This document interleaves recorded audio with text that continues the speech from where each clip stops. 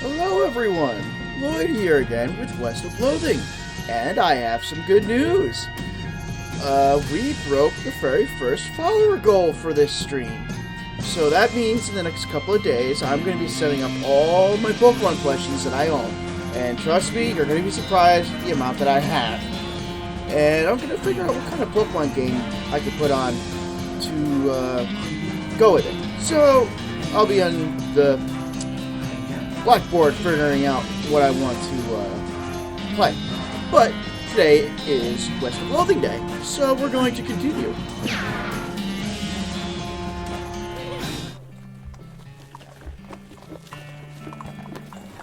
There already streams acting funny.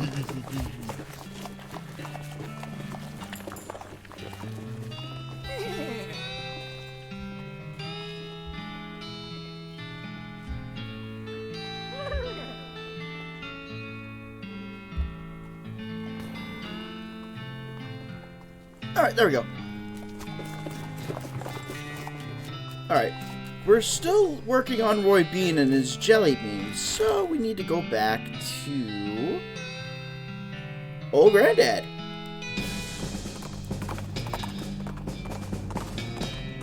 Oh, yeah. I forgot, you have to go through... Oh! It's Wander and Sally. Howdy, Lloyd. Interested in trading?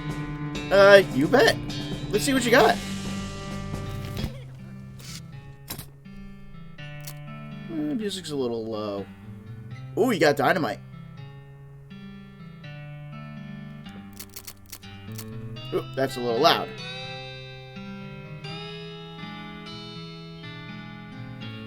There we go.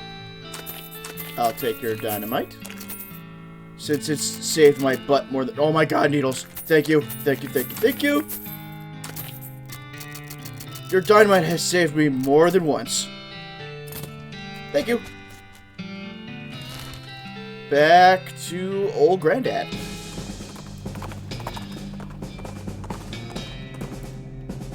Partway down the trail, Mudsdale stumbles. They seem pretty tired from carrying you around all the time. Carry your horse for a while! You heave Mudsdale onto your back and carry them for the next leg of the journey so they can rest. What a kind and responsible horse owner you are. Aw, that's nice. Alright. We got stuck on the second floor. Also, how do I get rid of this bar? No, not that way. Shoot, how do I get rid of the bar down here? Ah, there we go. It's Y.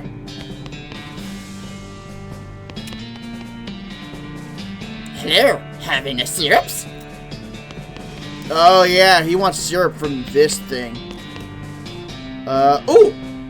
If you were a tap, where would you be in this pile of junk? Make a tap. You bolt a flange onto a pipe, and then add a couple of rusty widgets. It's not pretty, but it's a tap. You can also find an empty jar in the pile, which will be handy. You got an item, syrup tap. And I guess I do this. There's a gash in the wall of a cactus here, revealing a vein of sticky purple goo. Tap it! You plug the tap into the syrup vein and fill the jar with purple cactus syrup.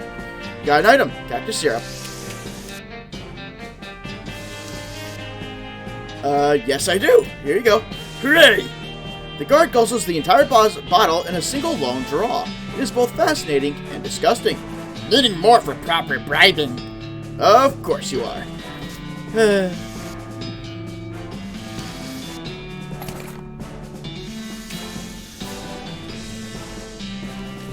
There you go. This time the guard moves away from the ladder, so they have plenty of room to guzzle the syrup. Okay, now we go upstairs. Now what do you want? What kind of voice? Hello, hi. Talk to them. Hi, can I? Nope. Okay, can I? Yep. Bring me Goblin Elixir.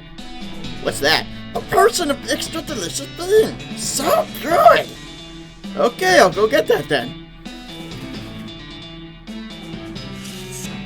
This table is covered with flasks, beakers, bottles, tubes, burners, and all the other equipment that makes up a super elaborate alchemy table, including a whole bunch of different colored liquids and powders and stuff. I didn't think goblins were intelligent enough to do alchemy. Huh. Make a Goblin Elixir. Well, that's easy for you to say. Look for some instructions? You find a scrap of paper in a drawer that looks maybe like instructions for an elixir, but it's all in goblin science jargon that you don't understand at all. Just start mixing things. Start with some black syrup. And then you add some violet powder. The mixture turns mauve and starts to fizz a little. What's next? Chartreuse granules? You add some I don't know what the heck those granules mean. The mixture turns red and starts to fizz even harder. Now what? Stir it up, shake it up, or spit in it. I'm spitting in it! You work up a good mouthful of saliva and spit into the beaker. The mixture turns blue and starts to fizz like crazy.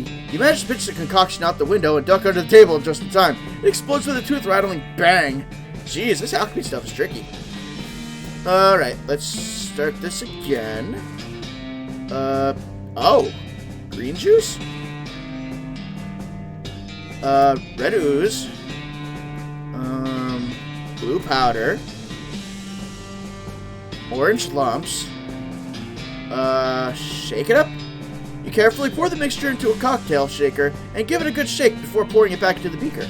The mixture turns white and starts to bubble like crazy. After a second, though, it settles down.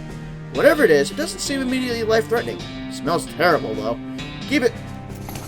You pour the elixir, into a proper flask. Who knows? Maybe it isn't deadly poison or anything. You got Goblin Elixir. I gotta read the text for this. Nope. This is a flask of nasty-smelling fluid you concocted in that Goblin Cactus laboratory. Here you go. Huh, ready for bribing? Yes, here's your elixir. Probably. Or what is this? The goblin moves away from the ladder and takes little sips from the flask, savoring the flavor. Is it good? That's perfect. Huh, cool. Oh, what the heck are you?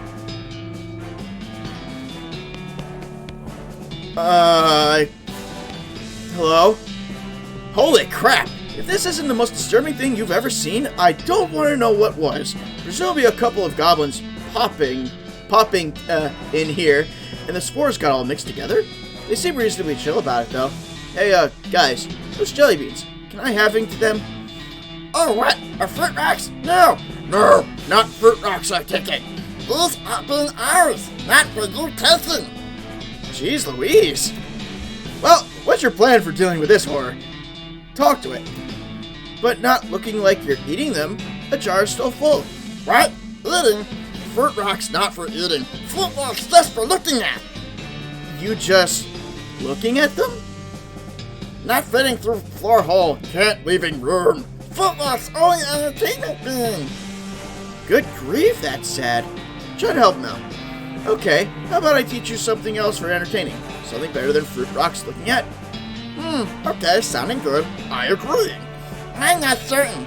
What being better than fruit rocks looking at? 20 questions. You teach the goblins how to play 20 questions. And once you get them over the initial hurdle of a goblin being neither animal, vegetable, nor mineral, they pick it up pretty fast. Soon they're so focused on the game that you stop paying attention to you entirely. Excellent. Okay. The goblins are busy with their new game. There's no need to interrupt them. And I'll take the jelly beans, please. Yep. Looks like those jelly beans are yours for the taking now. Get them. The goblin pile is /R, too focused on their game to notice you taking the jelly beans. It was a fair trade, so they're yours now anyway. Green apple jelly beans. Tasty. Out in the desert, among the rocks and dunes and underneath the scorching desert sun, you encounter a chef. That probably doesn't sound all that strange comparatively, but hold on while I go into more detail. He has, somehow, hauled a full-size iron pot-belly stove out in this blistering hot hole, and is cooking something on it, though you can't tell what because all you see in the pan is fire. Rather than being drenched in sweat, he is literally steaming. Furthermore, he is muttering wildly to himself, "Hotter, gotta be hotter, cooking right through, needs to be hotter. Ask what he's cooking? Say, what's cooking? What's literally being cooked? Gazpacho soup. Oh jeez, I have bad news for you. What? Bad? Not hot enough? Not hot enough? buddy, gazpacho soup is served cold! What? No! No! It's not true! Yeah, sorry. The chef runs off into the desert screaming. As you watch him go, there's a clang behind you as the door to his stove falls off, the hinges having melted through. You got an item. Stove door. Okay, what does this do? Yeah, it didn't click at me at first, and it's true. Gazpacho soup is served cold. So, let's see. If there's one thing that's true in the West, it's that a well-positioned stove door can turn the tide of any battle. Oh, it's a shield.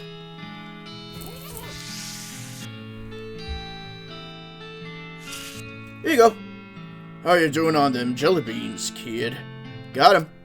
Wonderful. Good job, kid. Looks like they're all here, too. The goblins didn't eat any. It's a long and weird story. Well, never mind then. You done a swell job, kid. I only got one more jar of jelly beans missing. And they were stole by a gang of damn hippies. Why'd they take them? Heck, who knows what a hippie's thinking?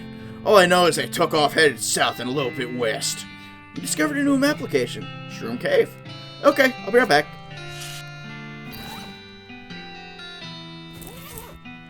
Shroom Cave. Oh, it's right here. Through the shimmering waves of heat, you see a massive pile of bones on the horizon, and veer Mudsdale toward it to investigate. It turns out to be an even more massive pile of bones than you initially thought. Location, Buffalo Pile. Continue where I'm going. What do you gotta say for this, Gary? Ooh, mushrooms! Oh, tiny cousins! Hello! Wow, can you actually talk to mushrooms? What? No, they're just mushrooms. Silly. Gary gives you one of the mushrooms a broad, conspiratorial wink. Okay. Oh, these mushrooms are kind of cute. It's weird because that's a lot of mushrooms. Oh, that is a lot of mushrooms. This one's got smoke coming off it. Or spores, I guess. What else is here? Oh, backpack. Someone lost a very dirty knapsack. It contains some very loose bits of granola and some very, very dirty clothes. You got an item, mushroom map, and bag of shroom grow. Gary, guess what? You got something to shove into your mouth. A deliciousness! Gary has become more powerful. Okay, and now we got a mushroom map.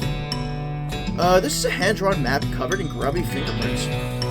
This map was labeled Shroom Locations and shows a weird, convoluted trail leading to a big X. You recognize the X as this very cave. The source of the trail looks like it's right near that weird fort full of dirty weirdos. Okay. Huh. Oh, Grutch. He came by here. This pile of bones is wearing some shredded necromancer cultist clothes. You grab everything that isn't nailed to the bones, and then you grab the bones. I got human ashes. There's a little slip of pink paper here. Discipline slip. Let's see. Looks like one of the necromancer's cultists got written up. 2 more of these, and he'll be ritually eviscerated. Nothing personal. It's just corporate policy. Let's see. Read over the infraction listed on the slip. Looks like one of the cultists was gathering dangerous mushrooms. Curious. Just stick the slip into your journal. I should check that out. Yes, I should. Let's see. Necromancer's lair is definitely west of the mountains. Good to know. The Necromancer's lair must be somewhere near a powerful source of it, but you don't know where such a source is. You found a discipline slip that mentioned dangerous mushrooms, but you don't really know what to do with the information. If only you knew more about mycology. And that's all I got so far. That's it? Okay. Gotta go to that hippie camp. Which was Sport of Darkness. You spy a patch of loco weed growing next to the trail. You hop down for a closer look, just to make sure it's not loco grass or loco flowers.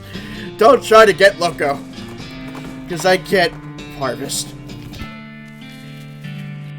Alright, time to figure out where these jelly beans are. You seen any jelly beans? jelly beans? Weird. No, I haven't seen anything like that.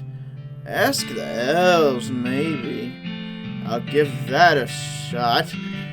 Leave. What about you? Hello again. Would you like to buy a mushroom or a pair of mushroom pliers? You seen any jelly beans? Yeah. I had some jelly beans recently. I don't quite remember. Oh, they're in my lounge. Where's your lounge? I don't quite remember. It's only there part of the time anyway. What? Haha, I don't know. See you later.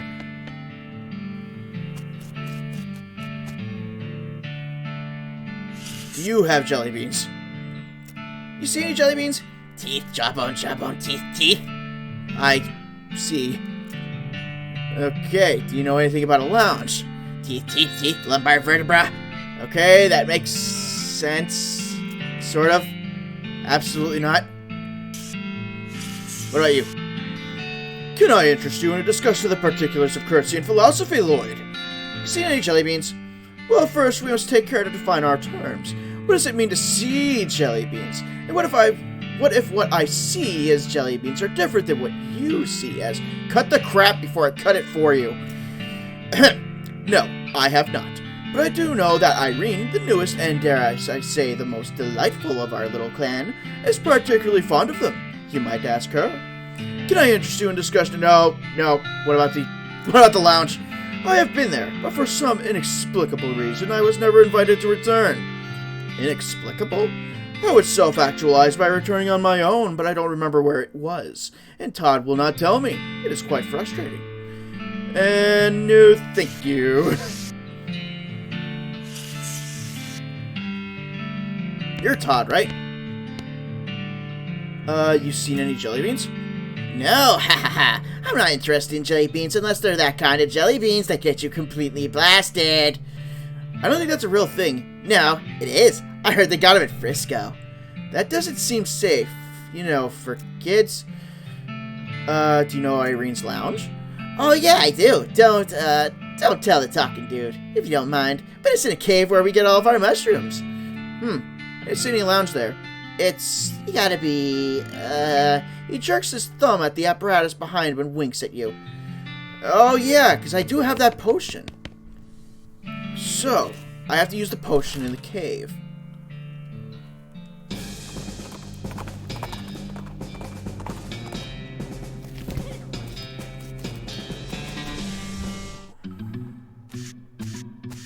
Let's see. Now, where's my potions? Potions! Where was it? Yeah, Dirty Hippica extract. This is a concentrated form of mushroom hallucinogen manufactured by an insane chemist. Hope you didn't have any plans for the weekend! Fully opens your third eye. Drink it. You swallow the extract. The world turns inside out as your mind replaces it. You gain an effect. Baccarat Galactarius? Like, wow. I've got to read what this does. I hit every wrong button.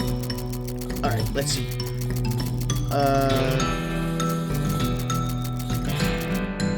I miss it? Here it is. Baccarat Galactarius. You've made the classic mistake. You consumed something given to you by a hippie. Your third eye is open all the way. Oh, okay. Also, okay. What a strange lamp. Take it. You stow it in your pack. Fortunately, it isn't real lava. It's a lava lamp. I used to have one when I was a kid. The lamp imbued with magic and filled with a strange lava-like substance. Use it? There isn't a good place nearby to set this thing up. You'll want to do it where you live. Oh, okay, so it's a decoration for my room. It's a comfy-looking sofa. Your great-grandkids are going to love this kind of music. It's Roy Beans Beans. Grab them. Yoink! They do look pretty cool under the black light, I have to admit. Lime jelly beans. Here you go, Roy.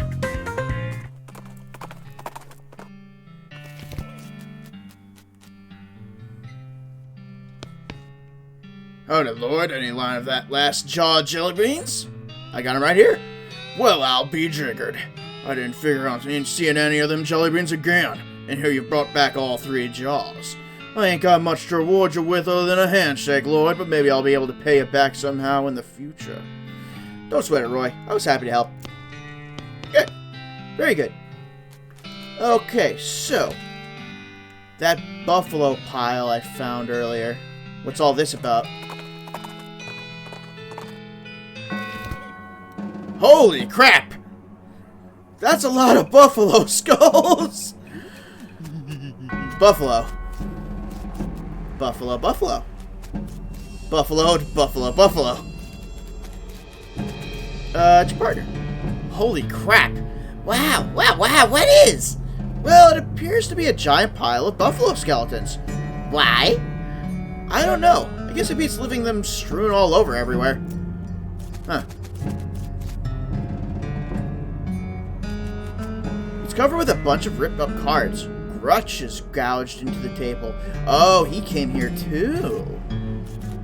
So that must mean that all the cultists in here are already dead? Question mark?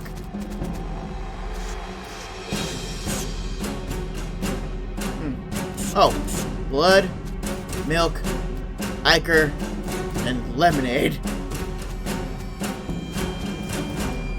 It's covered in beakers. You got an item. Oversized chemical beaker.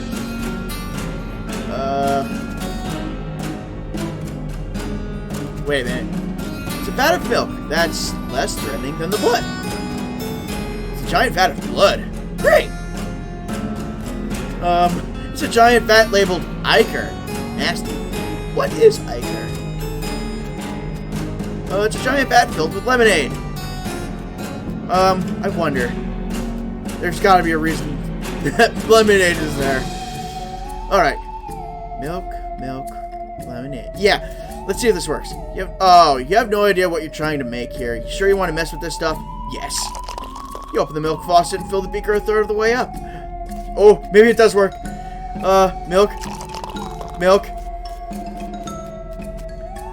Lemonade. The liquid in the beaker begins to bubble. Watch the reaction. Steam rises from the beaker as the reaction intensifies. The steam from the reaction causes the lemonade faucet to get clogged up. How will it end? The boiling subsides, and what's left of the beaker is... Yes? Tell me! When the reaction subsides, you're left with a beaker full of surprisingly delicious-looking fudge!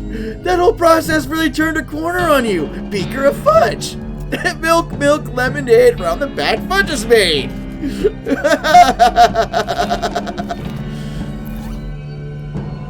Beaker of fudge. Surprisingly, given its origin and presentation, this fudge looks and smells amazing. Increases your muscle, mysticality, and moxie by 23 for the rest of the day. Oh, that's so good!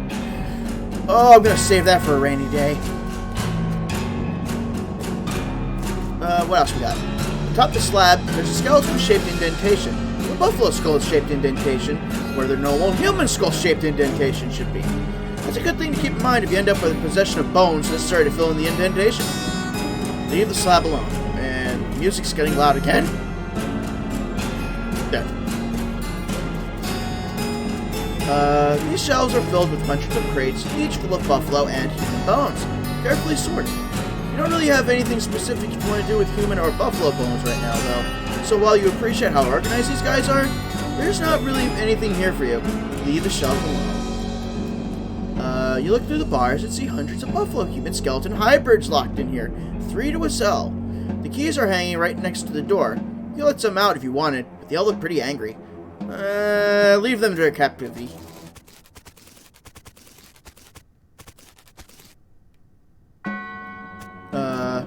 This is clearly the good toilet. Flush it. Yay! It's a little wooden container filled with reading material. You flip through and find one book relevant to your interests. Advanced Beancraft Volume LV? What Roman numeral is L? Okay, I know what V is. V is 5, but what's L?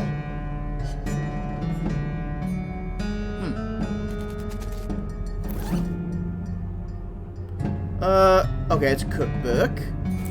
And I learned Beanwall. You practice making hills of beans flatter and flatter until they become walls. Unfortunately, just as you finally master the technique, you drop the book on the other side of one of the walls and lose it. Aww. This is clearly the bad toilet. Huzzah! No. Oh crap. You hear a lot of activity down that corridor. Chanting, shuffling of robes, clattering of bones. Scary stuff. You really shouldn't go down there. Go elsewhere. Alright, so it looks like I have to go around again. If this does go around again. Yes.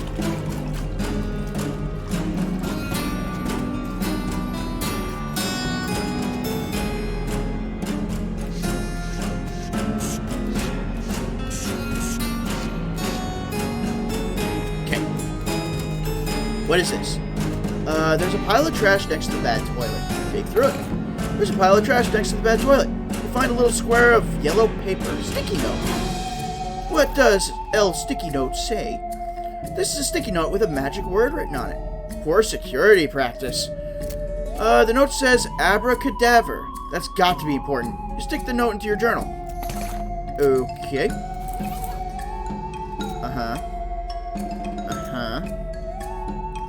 Okay. Found a note that says abracadabra. And that's all I got so far. Guess I'm still missing some stuff. Bones rule. Skull? Yeah! Okay. It's a decent-sized wardrobe. Hiding it. You settle in amongst the thick black robes. It's pretty comfortable. Wait. You wait. You finally hear some noises outside as a couple of cultists pass through on their way from somewhere to somewhere else. You don't catch much of what they say, but what you do hear is, it's milk before blood, ritual is good, Doug. Why can't you get this? Probably because it doesn't rhyme. Wait some more. You wait a while longer, and the cultists pass through again. This time you overhear something different. No, Doug, that's not at all. Remember, blood before milk, as obsolete as the word filk. That's kind of a stretch. Wait some more. You wait a while longer, and the cultists pass through again. This time you overhear something different. No, remember the rhyme. Milk after blood, ritual's a dud. Okay, wait a minute. Blood before milk is obsolete as the word filk. Milk before blood.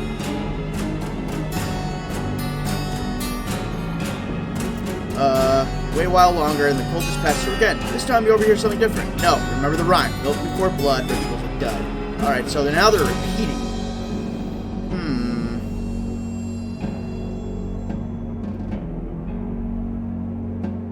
Blood before milk, as obsolete as the word filk. Blood before. So it's blood, milk. But this one says milk after blood. Ritual's a dud. Milk before blood.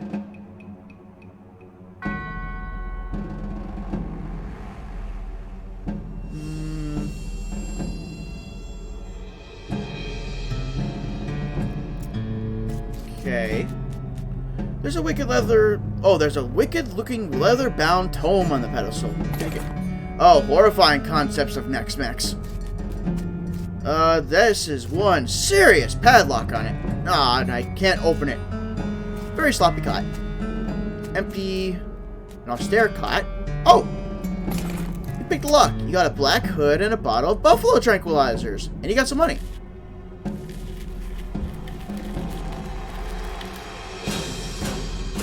Okay.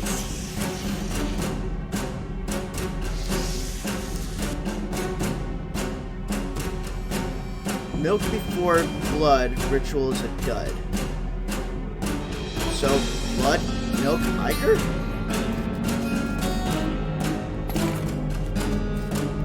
Blood, milk, tiger.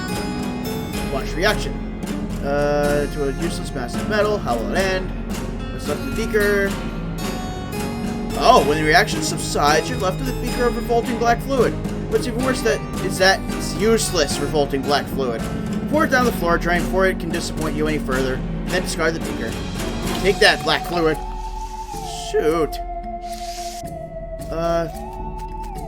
The faucet is fused shut. Screwed up. Darn it. Alright. Get out of here. Hellstrom Ranch. Your El Vibrato transponder bleeps at you, and you dutifully follow the signal. Sheesh, who's in charge here? It leads you to a hulking robot stomping around the desert sand, so the answer is basically, not you. Approach it.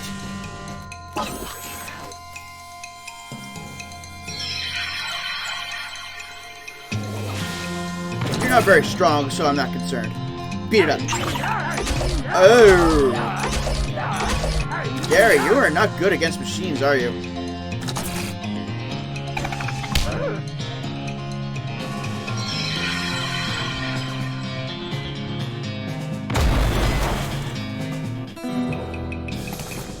You won. Maybe you are the one in charge after all. Oh, and I got a keystone. Wow. Well, Hellstrom Rants. Makes sense. A needle. It's Burner. Oh my, the hair is having a great wrongness. Yeah, that's not supposed to be like that. Why is that? I don't know. Maybe this is where the cows came home from? It's a portal to hell! You hear ominous mooing! This sure seems like a powerful source of hell cow energy. The only part of the shed that didn't burn was the part this horseshoe was attached to. Guess it really is good luck. Lucky horseshoe. Don't turn it upside down or all the luck will fall out. Because luck is apparently a fluid that only exists in 2 dimensions. I don't get it. What else is here? Reading this will attract the attention of at least one Inferno Cow. Nah.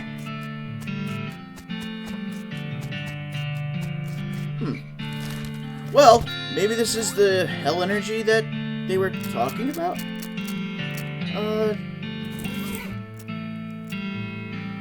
Oh, you found a cryptic note. The Necromancer's lair must be near that crazy portal you found at Hellstrom Ranch. Oh, and that's it. Shoot. Okay, next. Madness Small Mine?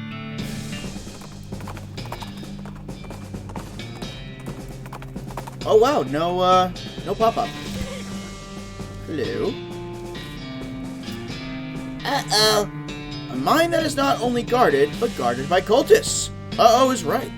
Thinking of getting to the bottom of this. The mine or the mystery? Either way, yeah. Alright, okay, I think it's time we blend it in. So, where is my hats? Cultist mask. Hello, brother. Oh, the guard nods at you as you pass by. Sweet, that did work. This cultist ignores you. Cultist ignores you. You don't like this. Cultist ignores you. Dense bean iron nugget. Alright, so I guess in disguise I don't talk to anyone. Okay.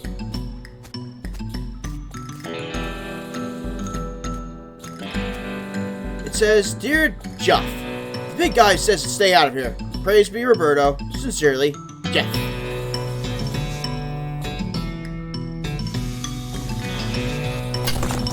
Another dense bean iron nugget. Your El Vibrato transponder goes crazy when you get near these rocks. A deft picking reveals a ladder leading downward. Hello? There's a big cylinder on top of this big rectangle. Take it. El Vibrato cylinder. There are a bunch of paper cards on this table. You got punch cards. A pile of broken El Vibrato machinery. And I get scraps. Okay.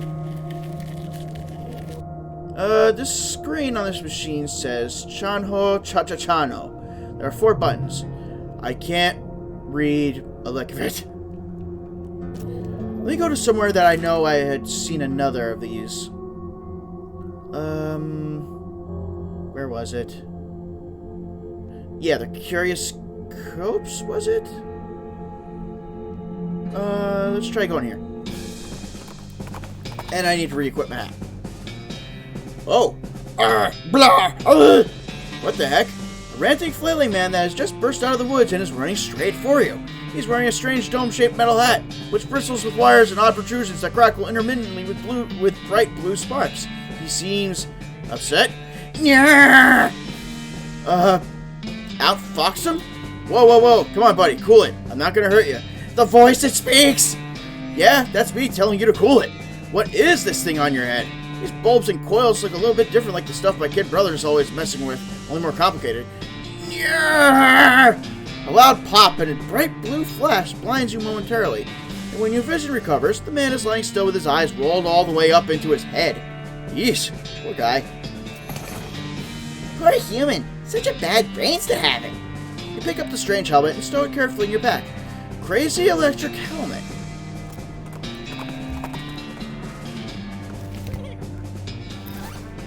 Let's see. This hat has all kinds of crazy wires and stuff sticking out of it, and it constantly zaps you with electricity while you're wearing it. Ugh! All you get is +1 maximum AP and everything is minuses. Where is my yeast hat? There you are. Oh, no. This is actually better. This has 6 mysticality.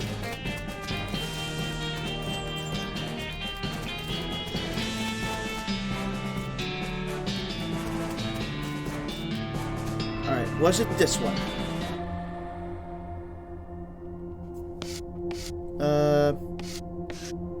No. Unless I can make more of those marbles. Alright, so the professor's house. There's a skull? Just sort of rolling down the road toward you. Like, directly toward you. And when you step to one side, it swerves to match. Face it down. A tumble skull. Bye. Boom! You punted that skull right into the sunset.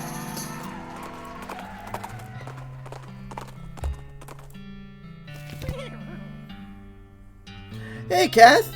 Yep, 102. Alright, where's the one that made batteries? This one. Fabricate a battery. Alright, it spits out a battery. Go back. Insert that battery.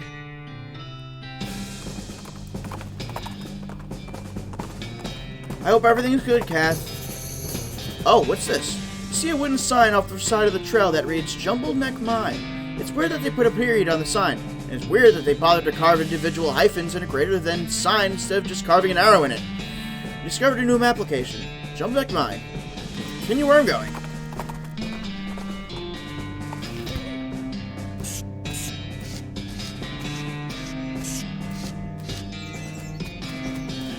Also, yeah, I need to adjust the follower count. Doing okay. Today's West of Loathing Day, so working on West of Loathing. The monolith is dark. Insert the battery. You insert the battery into the monolith, and it springs to life. Everything goes blue for a second. You feel energized. Oh, I learned words. Increase and disposal. Dark and silent. So there's no power going to it?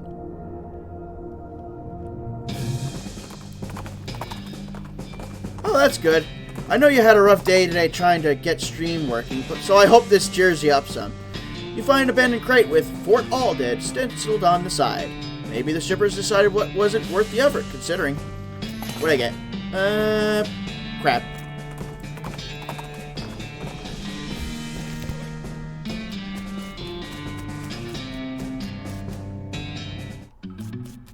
Can I open this thing yet? I know one of them I still have to open somewhere.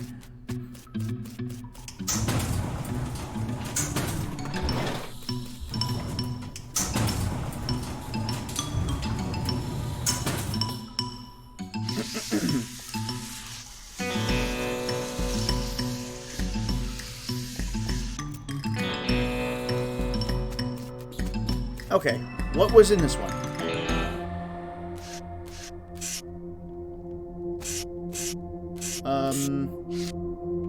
Oh, this one needs a battery too. Okay, I need some scraps.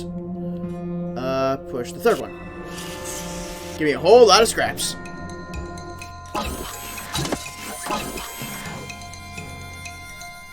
Blizzard! Oh, that is incredibly satisfying. A little more mysticality, and I should be able to knock these guys out one move.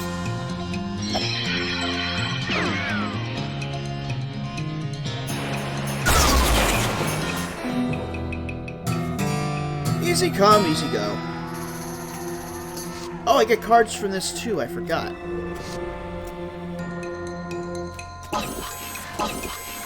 I forgot too, I can also raise my mysticality.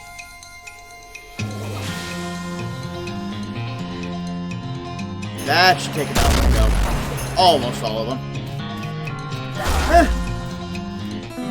Still get the job done. Oh, I leveled up Dirty Poker. Okay, scraps. I'll need a few more.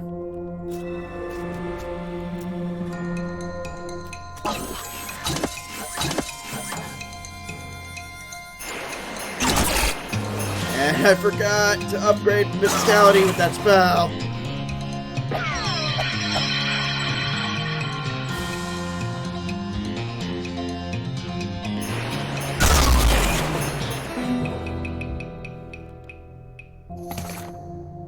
Alright. Okay, I can make a battery. Leave the B. I want to make a battery.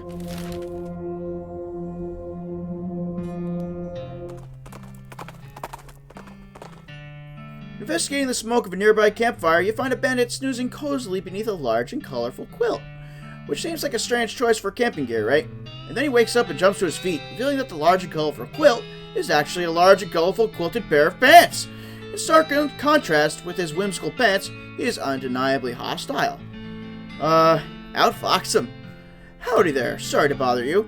I was just looking at the elaborately quilted designs on your pants. This is quite a find you've got here. What do you mean? Well, you see, I'm a student of archaeology, and some of these patterns are very similar to an ancient script I'm familiar with. I believe what you have here may be the key to a lost civilization. Would you mind turning around so I can see the back? Nonplussed, he turns around. You poke at the heavy quilted fabric while lifting his wallet from his back pocket. Yes. About 2 days' ride north by northeast. Yeehaw! Thanks, stranger. No problem, and I gained some free meat. I would like those colorful pants. Okay, give me a battery. Give me 2 batteries. Why not? Okay. Head back. And power up that machine. Reach for the sky, traitor.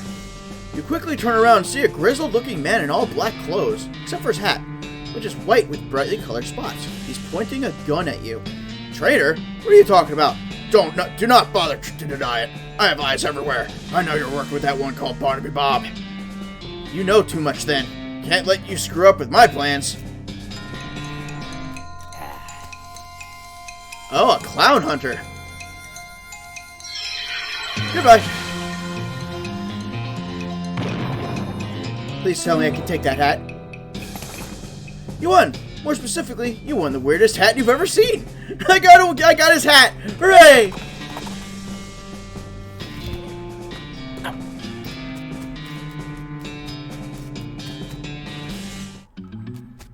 Alright, now, let's see what happens when I power up this machine.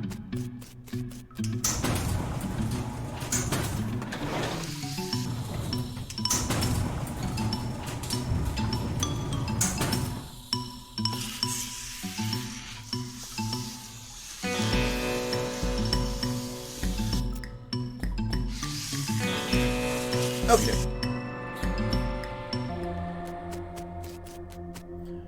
Not that one. This one. Insert power sphere. The machine is dark. There's a circular hole in the bottom. The machine hums to life. The screen says Cholacho Cuscro, and there's a button at the bottom labeled Joseve Cholacho?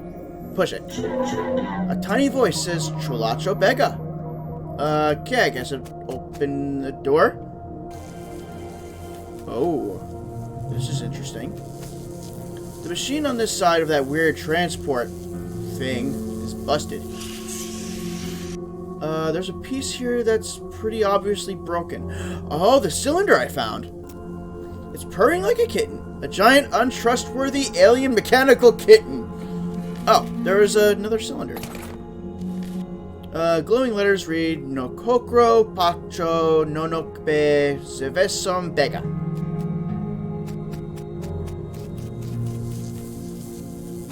So, what does this do then? Maybe, that powered up the other area? Okay, so we go to Curious Copse and see what that does. You spot a horse skeleton lying a few yards off the side of the trail. You tie Butts down to a tree just out of sight of it. No sense in scaring him. Investigate. Somehow its saddlebags are still intact. And loot those bags. I guess the smelling salts are good.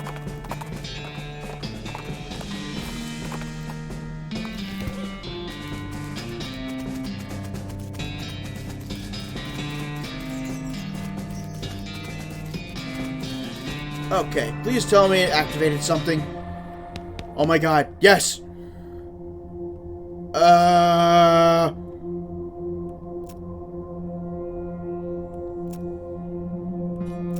have no idea what this says! Leave the terminal. Jumbled neck mine? Your transponder beeps, indicating a spot on the horizon. You spur Mudsdale towards it to investigate and find a well. Just a well. You found a curious abandoned well. Damned well stopped to investigate it.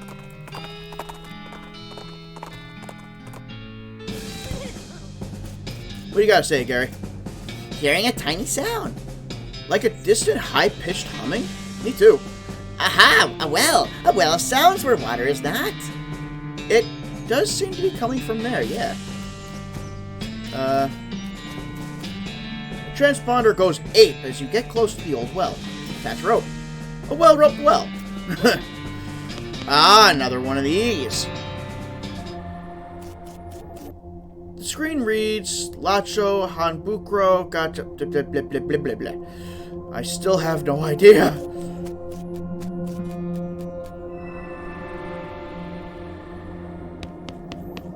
There are a bunch of paper cards on this table. Got punch cards. Oh! There are no buttons, but there's a very thin slot underneath the screen. Put in a small punch card. More words. You learned the El Vibrato word for power and array. So put more in. Machine, coffee maker, local, learn cash, return, legs wear, pipeline, maintenance, west, decrease, current, equipment. Some of these words are good, some of these words are just weird. Bridge, south, primary, clothing, north, headwear, source, offline, select, online, construction, organic, sustenance, sedative, Roberto, resonator, quick gate, containment, military, initialize, planetary, positronic, emergency, and antipsychotic, temperature and time squeezer, municipal, orientation, and insufficient, fabrication, toggle. Oh, wow, I learned a lot of stuff. What else is here? You press the button and a machine speaks. Voice says, Ambicus.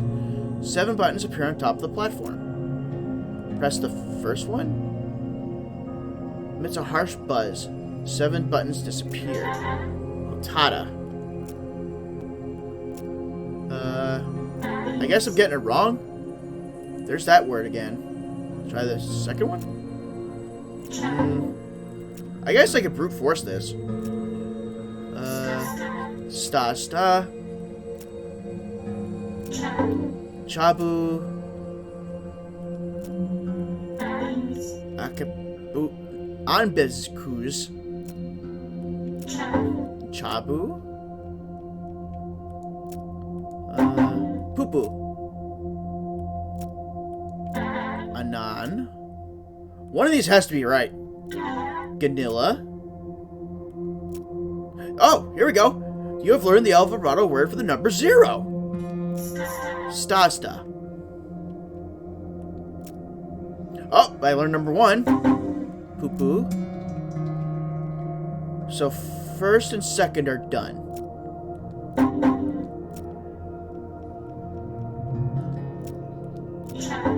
Chabu. Number 3. Hatata. Anan. Hatata. Akuna Hatata. The number 4. Anan.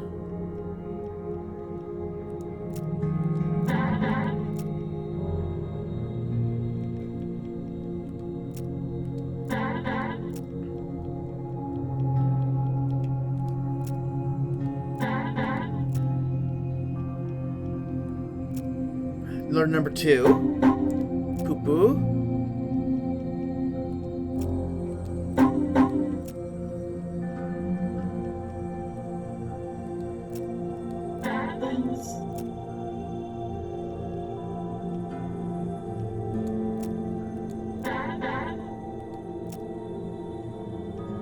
Okay.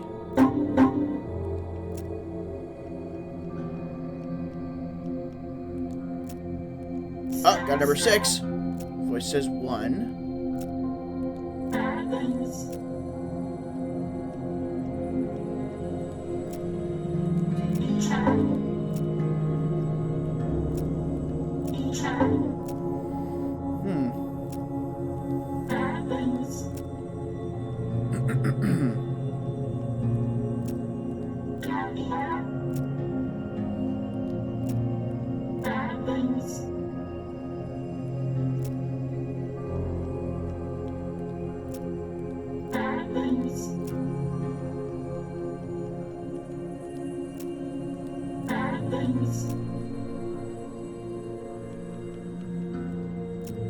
I can't keep track.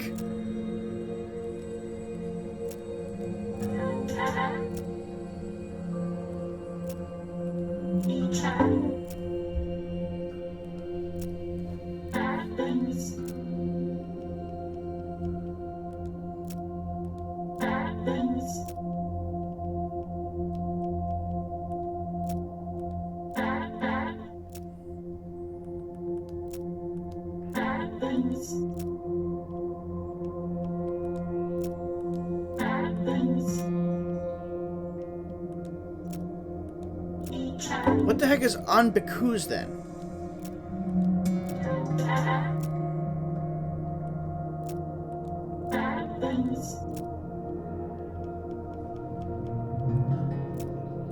Oh, that one. I think that's all of them?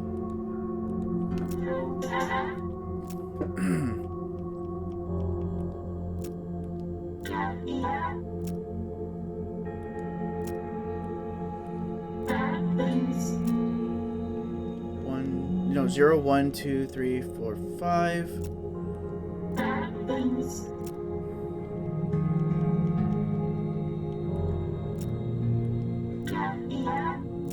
Yeah, I think I got all the numbers. Yep. Alright, let's move on. Okay.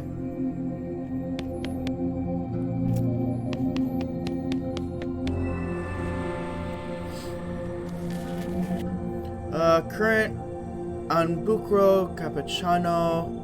I still can't read this well, so you know what? Time to farm up some of them robots.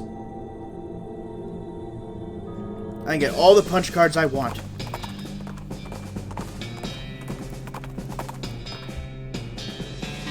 There's an old grave off the side of the trail.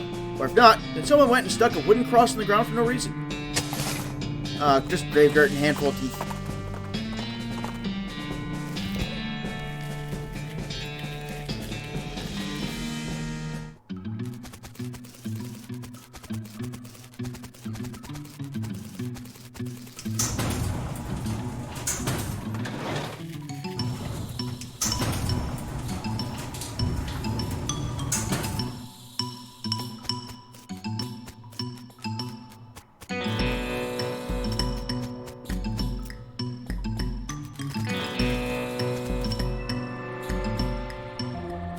Alright. Time to get some cards.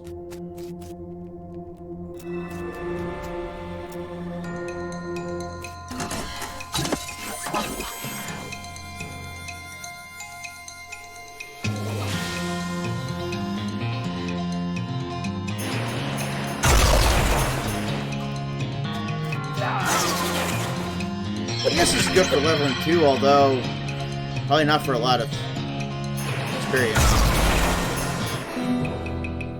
Your character looks a wee bit more insane with those wide eyes. Yeah.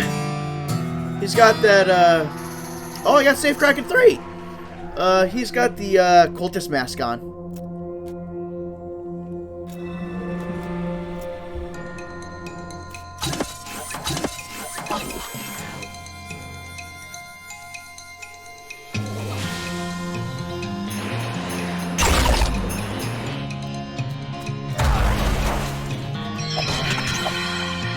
That's right, keep whiffing.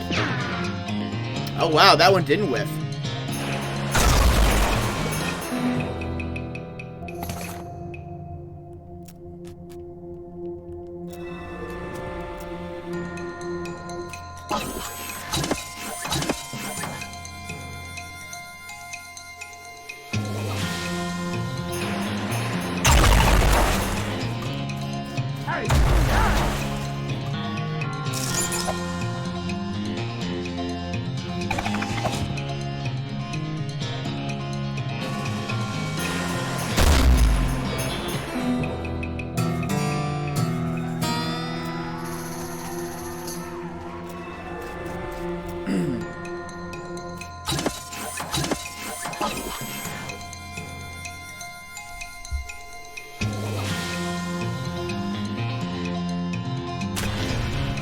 Oh, I didn't want to do that. Oh well. No big deal.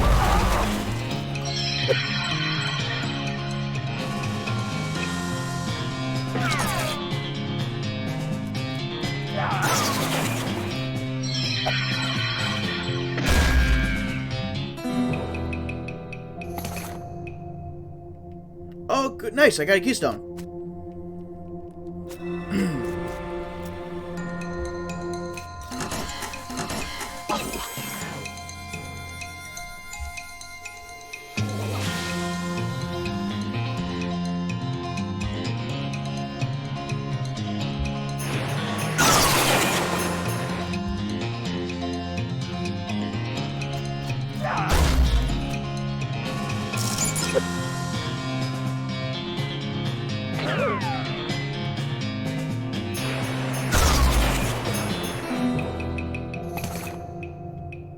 Alright, let's go back. Well, might as well do this and then go back.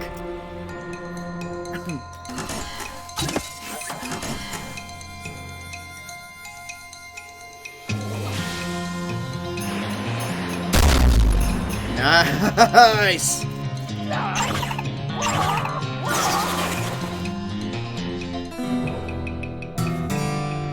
Okay. Scratch, punch card, keystone.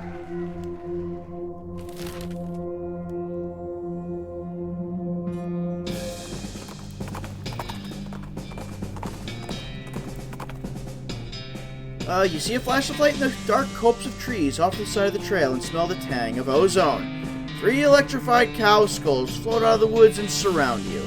Attack them. They're called an electrified cow skull. I thought there would be more interesting.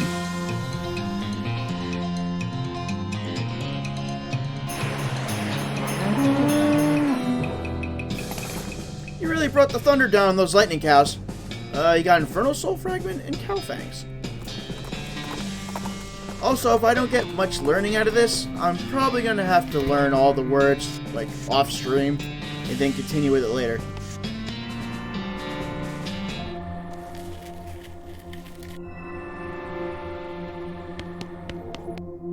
Okay, we learn Brooch, Central, System, Fluid, Destination, Destruction, Adjustment, Footwear, Matter, Secondary, Weather, Education, Cannon, East, Nuisance, Solar, Garbage, Auditory, Detected, Refreshment, Storage. Oh, you have nothing else to learn from that card. Alright, so I learned all the small ones. Decloaker, Magnitude, Beacon, Chrono Key, Personnel, Reactor, Teleporter, Updated, Drone, Extraterrestrial, Facility? Woof. Okay, let's see what this, does. Can I read it better? Current teleporter destination, education facility, and then select destination. Press auditory nuisance containment? What? Current teleporter destination, auditory nuisance containment. Select destination, followed by 5 buttons.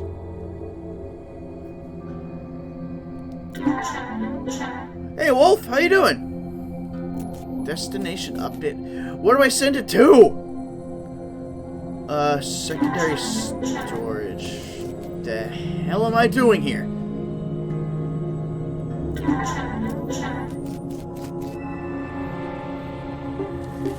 Oh, hello. This thing's just booping. Oh, okay, so this is what this does. It changes what's in this room. I'm doing okay. Playing some, West of Loathing. The screen reads, select nuisance destination. There's a single button available, labeled select. Press it. 7 new buttons appear. Oh.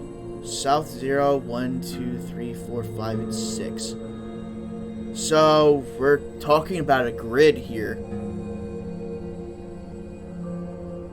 South 0 would be, like, what, the far left? South 6? East 6? South destination adjustment 1. East destination adjustment 3. Alright, so would it then be South 1, East 3? South 1, East 3? Okay, East 3 seems to be correct. South destination adjustment 4. Try again.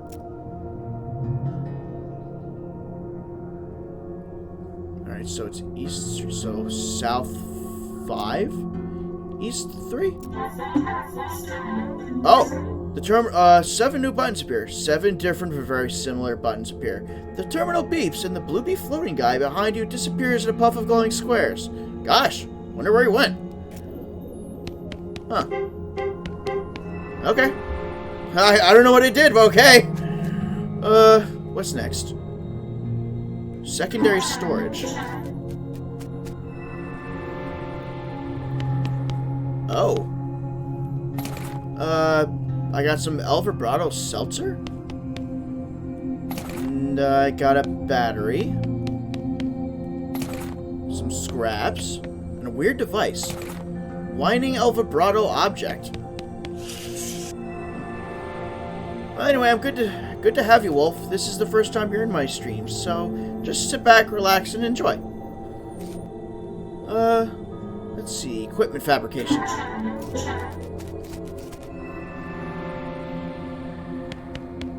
Monolith is dark. Insert battery. Oh! You insert the battery into the monolith and it springs to life. Everything goes blue, and you get energized. Bracelet fabrication and brooch fabrication. The machine emits a noise like a duck and a slot opens. The El Vibrato scraps in your pack vibrate, so you cram some of them in the hole. After 5, the slot closes and reopens, having converted your garbage into jewelry. I got a ring. This band of El Vibrato material is small enough to wear as a ring. Makes El Vibrato encounters much more likely. Oh, that's actually useful. And brooch fabrication. And I got a brooch. This disc of El Vibrato material is about the size of a saucer, and repels any matter that gets too close. Oh, it's for armor. Okay. What's next? Drone fabrication and the education one I already did. Drone fabrication.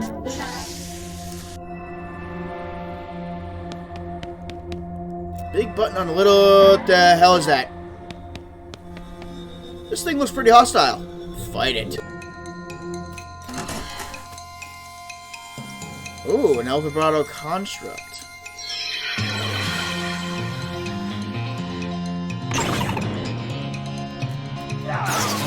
Kick his butt, Gary.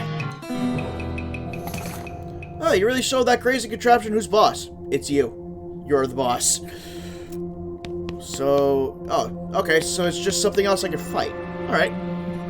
Let's go deliver this weird thing to the professor.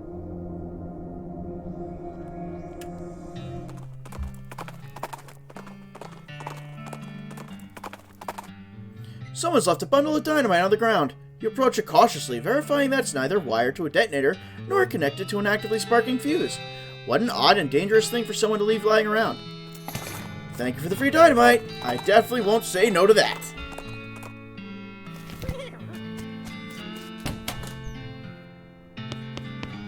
Here's your, this weird whining object. I found an annoying whining dome. Wow, that is annoying, isn't it? I hope that goes away when I fix it. What is it? Haha! Well, unless I miss my guess, you'll find this very handy. How's that? Well, I believe it's for manufacturing a variety of fighting tools, and presumably they're helpful ones, otherwise, why bother, right? Neat! This machine turns El Vibrato scrap into single-use combat items. That's what the professor said, and I'm confirming it for you. There's a little note on the side where he describes the different things you can make with it. Grenade, maintenance teleporter, autonomous construct to help you in fights. Oh! Okay. Neat. Okay, so, what's next? Well, there is the matter of taking care of, the logging permit. So I think it's time to go to Ghostwood. And I need something to drink.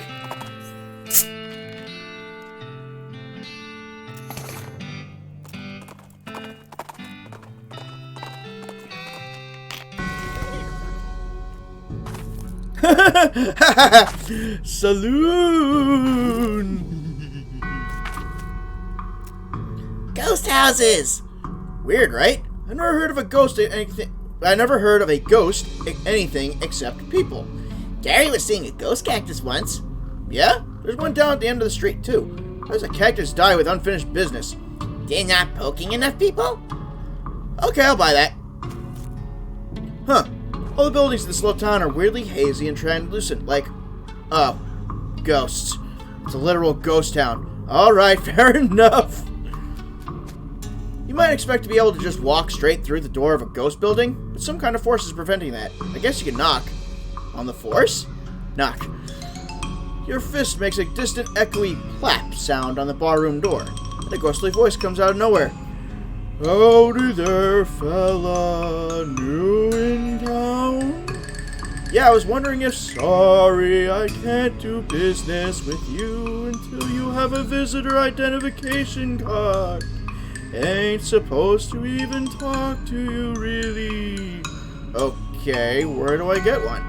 Try the town hall down the end of the street. Thanks. End of the street. Oh, here we go. Oh, there's a ghost.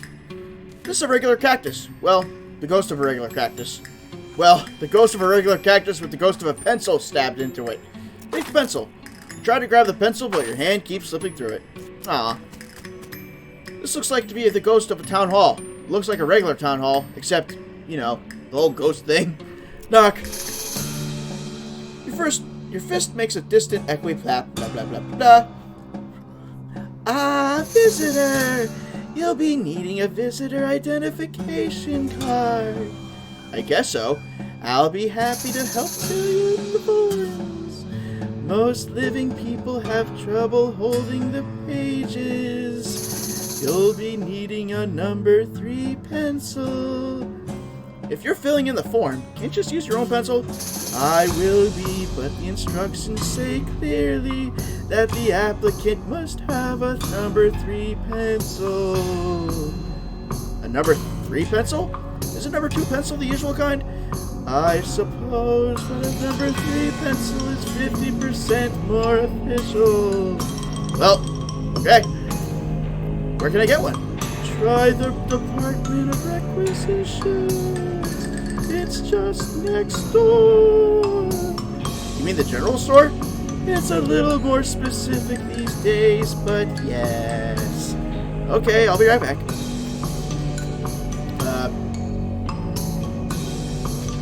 Shoot, I forgot where to go. This one? No.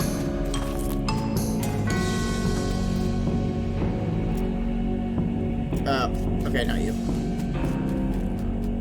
Here? Nope. Oh, duh. Office supplies. The ghostly general store seems to be selling mostly office supplies. Ghost office supplies. Hello, excuse me, I need a... Sorry, can't help you unless you have a visitor ID.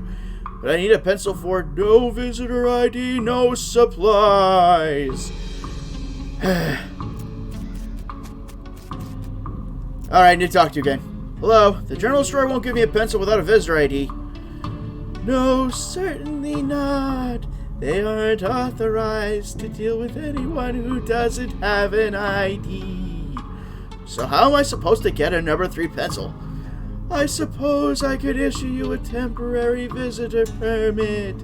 You don't need a pencil for that one. Okay, great. What's your last name? Bootstrap. First name? Lloyd.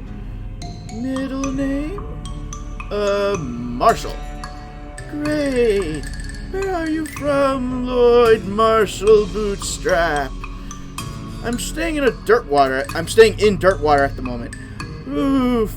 Well, if you set your sights low enough, you'll never be disappointed. Alright, how many bars are in the window of the Adjunct Department of Records? What? It's a quiz to make sure you've actually been paying attention to and care about our little town, instead of just breezing through to show your dedication. Shoot, I don't know. 8? You hear a sigh and the sound of paper being torn. Nope. Go count them and try again. Nuts. Ugh. 1, 2, 3, 4, 5, 6. Let's do the scan, baby. Last name is Bootstrap. First name Lloyd. Middle name Marshall. Dirtwater. 6. Correct. Alright, everything seems to be in order. Here's your temporary visitor pass. Ghostwood visitor's permit. Thanks. It expires in 11 seconds. What? Shoot! Go, go, go, go, go.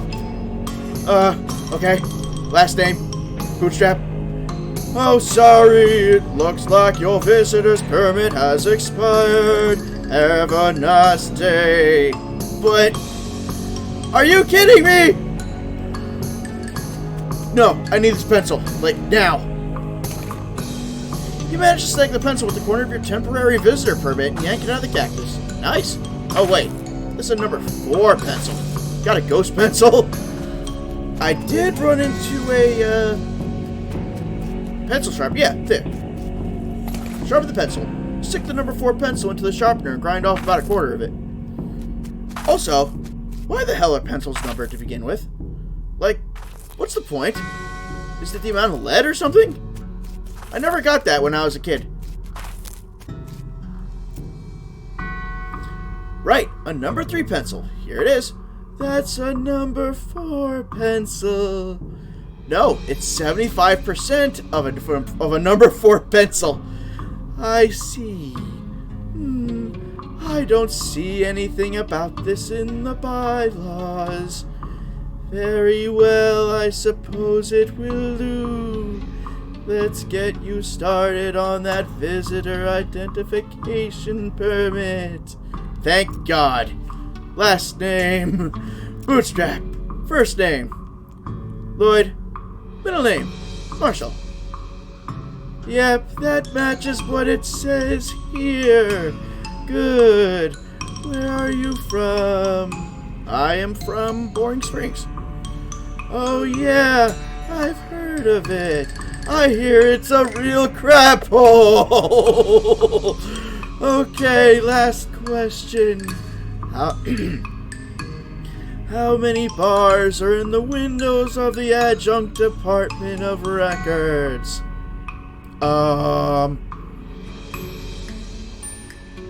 10. Oh, holy crap! Because that was different. Correct. All right, everything seems to be in order. Allow me to officially welcome you to the town of Ghostwood. Here's your visitor ID. Got Ghostwood visitor ID. Thank you. Say, was it always called Ghostwood or... Yes, total coincidence. Huh. Okay. So, I need stuff, right? Here we go. Knock, knock. Hello, something I can get for you, Mr. Bootstrap? I'm here on behalf of the mayor of Brentwood. He needs a permit. He needs a permit to do some logging in this area. Oh, this is the Department of Requisitions. You need administration. That's next door. Thank you. Knock, knock. Mr. Bootstrap, was it? What can I do for you? I'm here on behalf of the mayor of Brentwood. You'll need the visit of Department of Administration for that. It's down at the end of the street.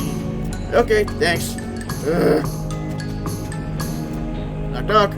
Well, howdy. What can I do for you, Mr. Bootstrap? Here in behalf of the mayor. Sounds like a job for the Department of Administration. That's the building all the way down the other end of the street. Oh, you gotta be kidding me. I'm going. Here. Thank you. I see. Well, that shouldn't be a problem. I'll just need to review the logging records to make sure there are no disqualifying incidents. Go to the Department of Records. It's 2 doors down. And tell them I need the Brentwood file pertaining to logging. Is something wrong? Not yet. I'm just stealing myself in anticipation. Okay. 2 doors down. Mr. Bootstrap, was it? What can I do for you? Okay, pick up a file. Oh, you want the Department of Records. It's next door. This is the Adjunct Department of Records. Okay, thank you. Knock, knock. Department of Records. How can I help you, Mr. Bootstrap? I'm supposed to pick up a file. One moment, please. Breadwood, applewood, antiwood, badwood. Did you mean bagelwood?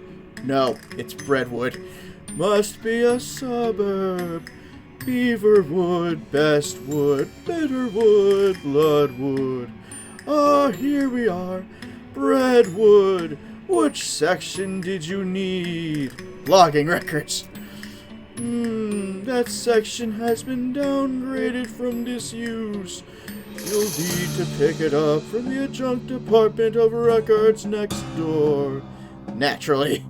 Bring it back here when you've got it, and I'll put it in an official interdepartment document transfer folder for you. Is that really necessary? Absolutely! You can't transfer documents between departments without an interdepartment document transfer folder. It's unthinkable! Fine. Oh my god.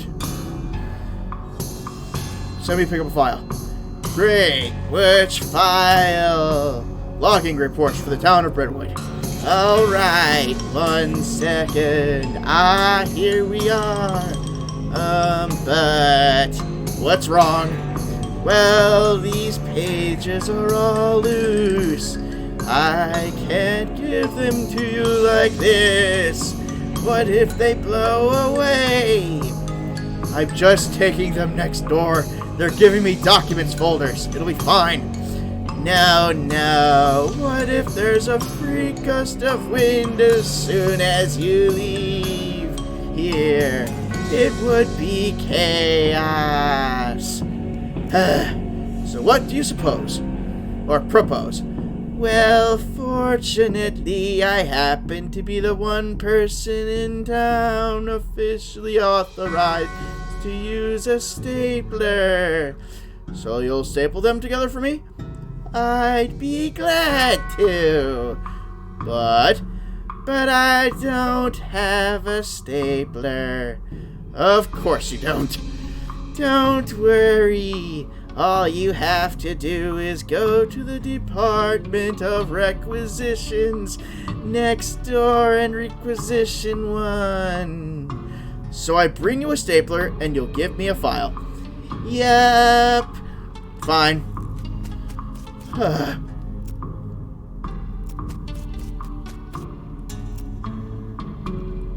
Alright, so it was wrong way. This way. Give me a stupid stapler. I need to requisition a stapler. Alright, but first we'll need to fill out a requisition form. I figured. Last name? Bootstrap. First name? Lloyd. Middle name? Marshall. Let me just check your visitor identification. Lloyd Marshall Bootstrap. Yep, that checks out. Cake or pie? Excuse me? Your dessert preference? Cake or pie? Well, I actually prefer... Look, I have 2 boxes here. One says cake, and the other says pie. I have to put a check mark in one of them. Which is it gonna be? Cake. Well, despite that, everything seems to be in order. I'll get this filed. Here's your stapler. Great. Thanks. Oh my god. I got your stupid ass stapler. Great. There's nothing better than that new stapler smell. Can I have that logging report now? You bet. Kerchunk.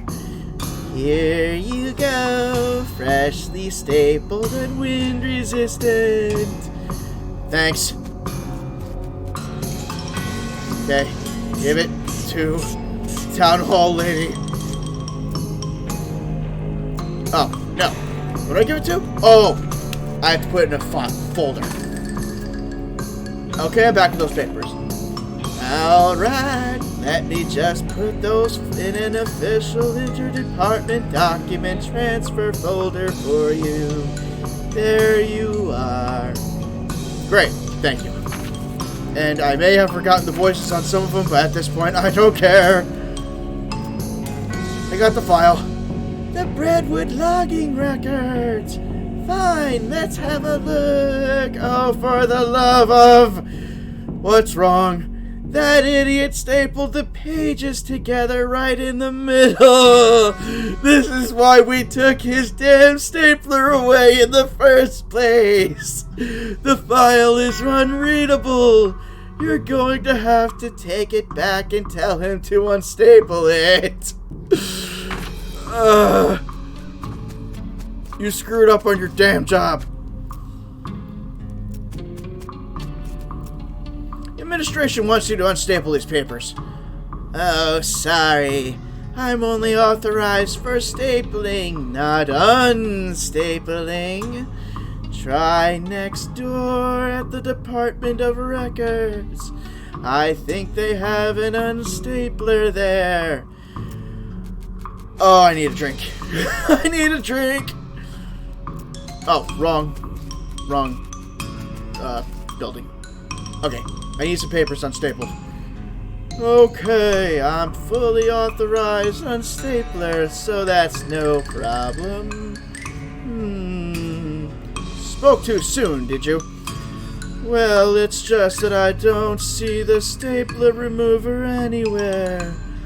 Oh, that's right. The Department of Libations borrowed it to open beer bottles. Give me this stupid stapler removal, you jerk. Do you have the Department of Records staple remover? Sure do. That thing pops the tops off beer bottles like you wouldn't believe. So long as it removes staples, I'll be happy. I imagine it does, but I'm afraid I'm not authorized for unstapling. You'll have to take it back over to Records. Here you are. Great.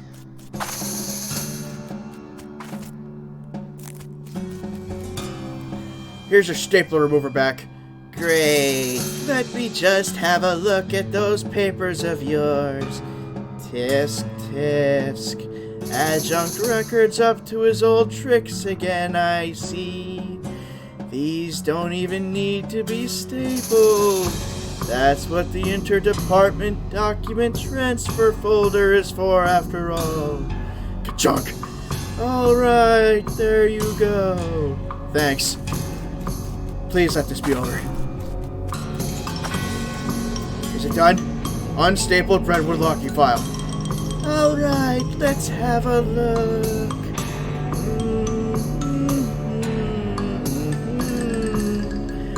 Okay, I can't see any problems with this. I'm frankly amazed. Let's get started on the paperwork for that logging permit. I am no longer amazed. Last name, Bootstrap. First name, Lloyd. Middle name, Marshall. Let me check that against your visitor identification. Lloyd Marshall Bootstrap. Okay, that's fine. I just need to stamp this here. Ka-chunk. And sign here. Scribble.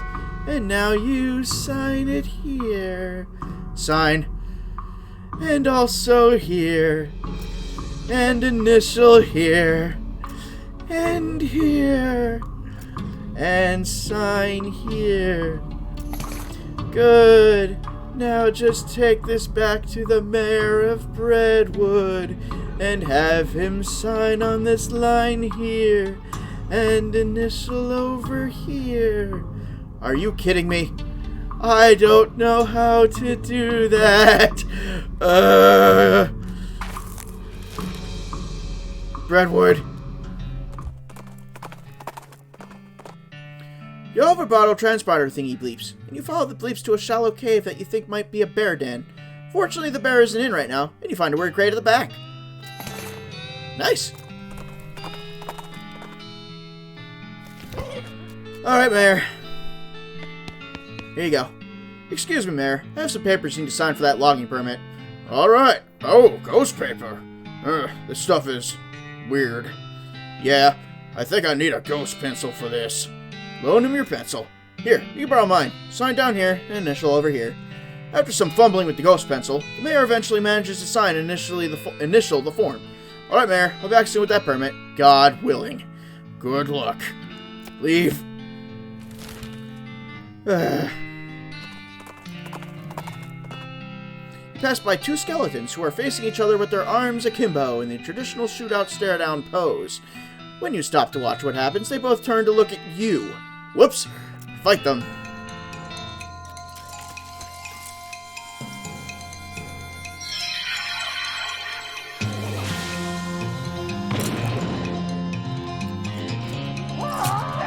Come on, Gary. Knock him out. Yes! You successfully destroyed both skeletons' gunslingers. So I guess their shootout was a tie? Okay. Got your stupid thing signed. Please, just give me my logging permit. Knock, knock. Okay, I've got the mayor's signature on this logging permit form. Great. Just sign this last line at the bottom where it says receipt. Is something wrong? You cover your face with your hands. I loaned my pencil to the mayor. Oh dear. Excuse me while I go kill everything. I need my pencil back. You see a flash of light in a dark copse of trees off to the side of the trail and smell the tang of ozone. Oh, I've killed these cows before. I hate this quest so much. So much.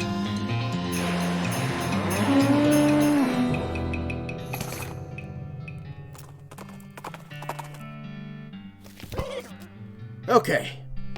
Give me my damn pencil. Excuse me, Mayor. Yes? You still have my ghost pencil. I need that. Oh, terribly sorry. I think it's haunting my beard. Ah, here you go. Thank you. Oh my god. Please let this be over. Off the trail's shoulder, you see some ancient petroglyphs carved into a rock. Translate them. It translates to, my fourth is the fourth of nothing but time. What? Okay. I have no idea what that means, but okay.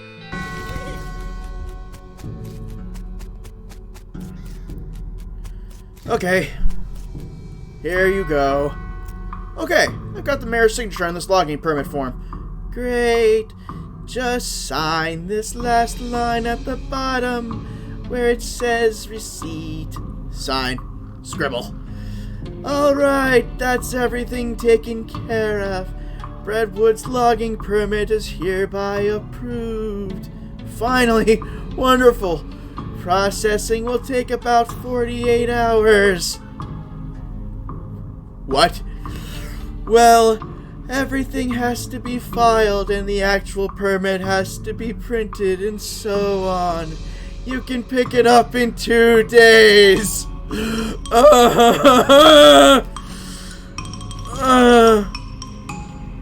Just end me. End me. Sleep for 2 days. I guess. It hurts. It hurts so much. Oh yeah, I have that lava lamp. I guess I could put it in here. Where is it?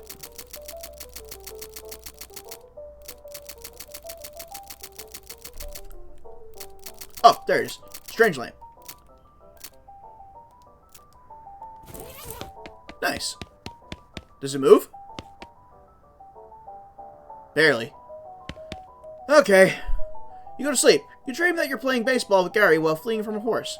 And then you get in a fist fight with a goblin. You wake up drenched in sweat. You wake up fresh and restored, and hungry, and sober. Okay. Oh, I'm on day 2. All the stuff I did was only in day 1. Oh, you dream that you're singing old songs about death while fleeing from a swarm of bees. Somehow you fall into a bottomless void. You woke up drenched in sweat. Okay. Oh, and I can stop at the mill place now that, Oh! Hello.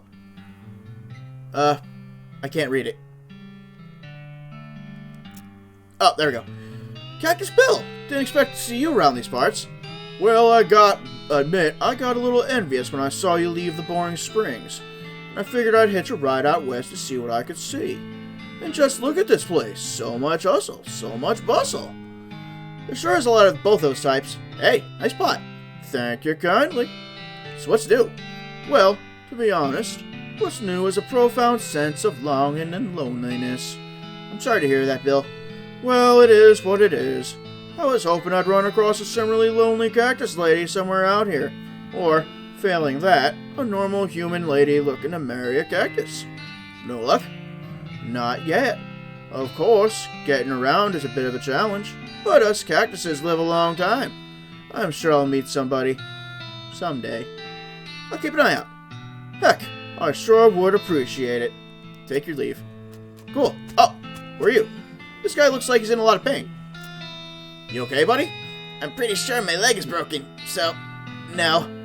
What happened? Traffic accident? No. It just sort of broke all of a sudden. Guess I don't get enough vitamins or whatever? Good nutrition can be difficult in this day and age. I'm gonna need some medicine for this. Can you help me? Sure. Thank you. There's a mission up north. The nurse there run a little hospital and sell medical supplies. Can you get me some broken leg pills? I actually already have some. Whew, thanks. I feel like a new man again. Or at least the same man with a new leg. That's good. Go drink some milk or something, okay? He waves and skips happily away. That was nice. Still weird how pills fix a broken leg, but whatever. Hi, I'm Lloyd Bootstrap. Any mail for me? Yes, actually. Package came for you. Here you are. Package from Rufus. Here's a package from your younger brother Rufus. He's weird, but he's a sweet kid at heart. Dear bro, I thought you might be able to use this. A portable arcane oven. Aw, what a great kid. I'm gonna put that in my room.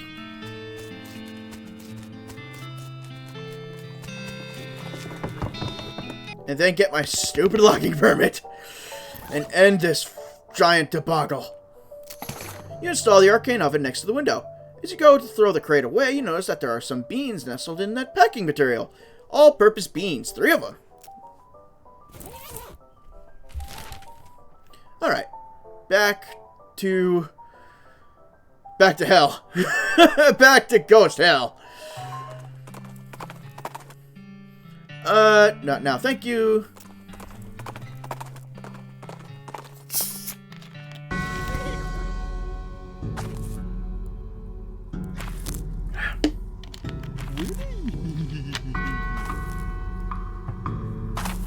Oh, seltzer.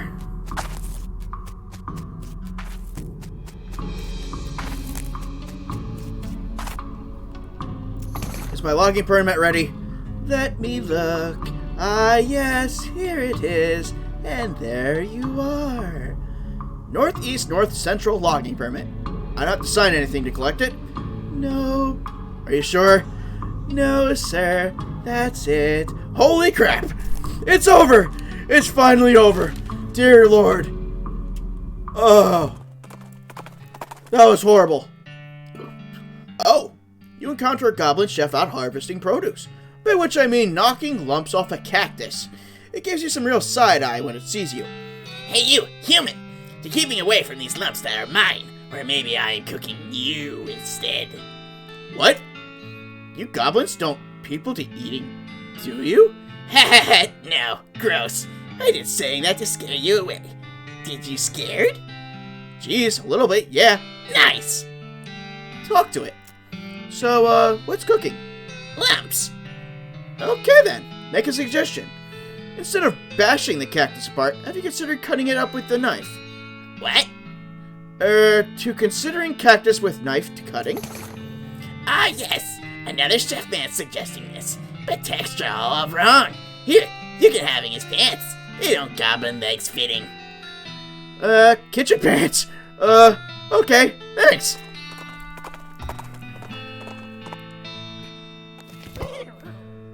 Are these good pants? If you can't stand the heat, there's no need to get out of the kitchen if you're wearing these. Same goes for cold, stench, fear, all sorts of things. Wow, a lot of resistances. Oh, and I forgot, I gotta eat and drink stuff. Your food. Let's see. Oh yeah, now would be a good time for that fudge. You dump the entire beaker of fudge in your mouth and revel in it. Ah, fudge. You gain effect, fudge mental. What else?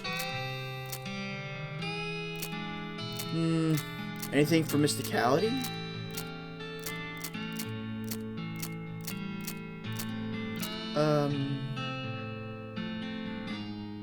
They don't make this stuff anymore. Some people say there's a good reason for that. Melee, range, and spell damage by 15 for the rest of the day. Give me that. You crack open the drink. Oh, you crack open the can and drink the weak, lukewarm beer. Oh, and gunman or shot glass bonus. It's fine. Alright. What else?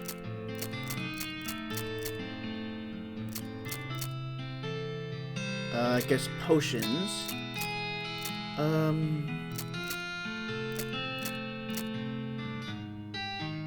Oh, this is pretty good. El Vibrato. You press a button on the side of the flask, which makes the cat disappear, which is surprising and amazing. This allows you to drink the seltzer, which is also surprising and amazing. Alright, that's good for now. Here you go. Did you manage to get that logging permit yet? Yes, finally. Well, that is definitely going to improve the situation around here. Thank you.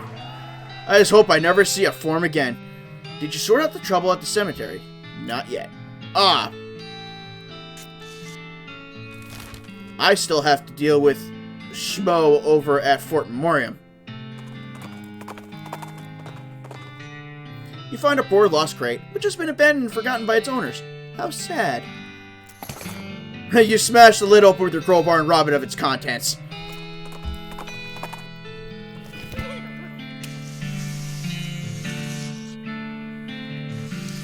Okay, which one of you was it? You? No. You. Shoot, I need Outfox in 4. Alright, I have to come back for that later. Let's, proceed then.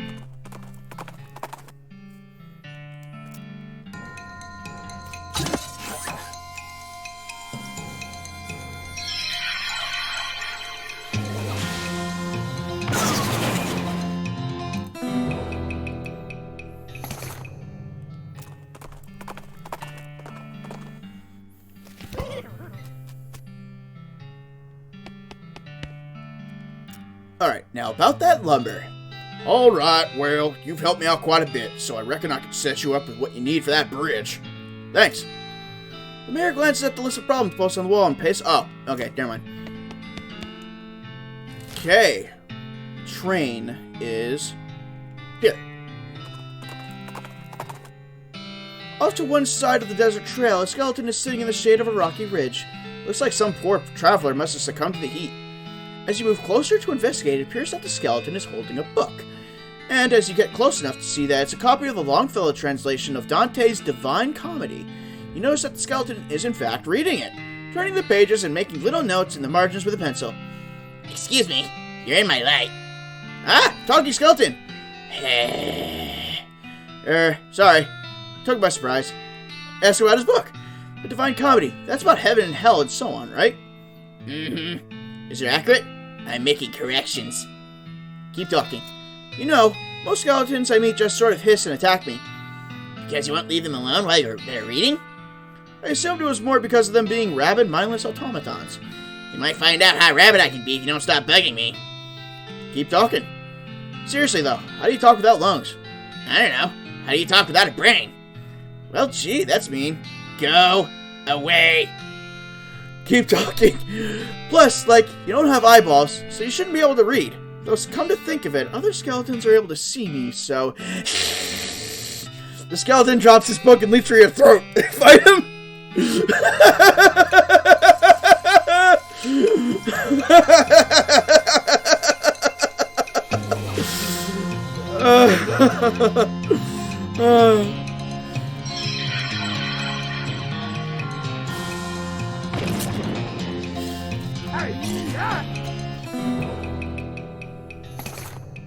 Okay, you won. Looks like that skeleton wasn't so smart after all. Ring of smart thinking.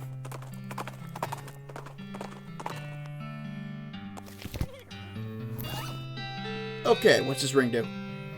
Ooh, +6 mysticality. This ring will make you reckoning... Wait, this ring will make your reckoning deader. What? Alright, so what am I using right now? 20% neat gains.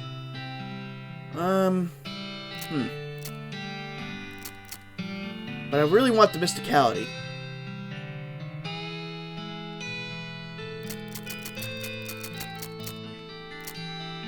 I'll use this for now.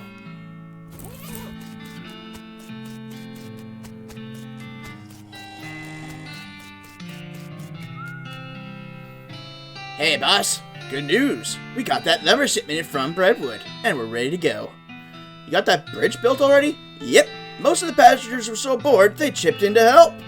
Wow, nice. Now we just have to lay the tracks the rest of the way into Frisco, and our work is done. Both mine and yours. See you later. See you there, boss. New location, Frisco.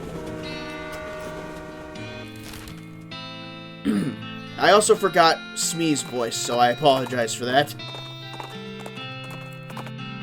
A large man with a large hammer interrupts your journey by leaping out from behind a rock and shouting, "You damn ghosts won't get me! I'll hammer you back into the grave where you belong!" Well, that's a new one. Oh no, he won't.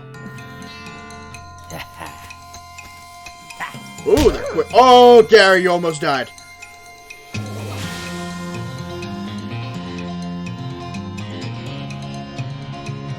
An insane construction worker.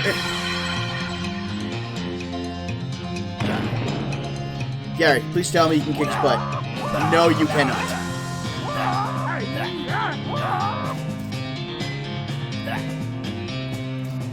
But you got your butt kicked instead.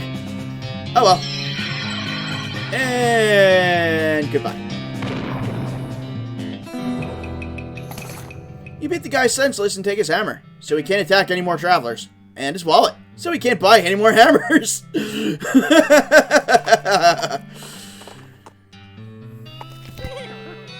Oh, Gary's freaking out. Hey there, Gary. Oh, let's go in a place. A good place. What? Where? A custard standing.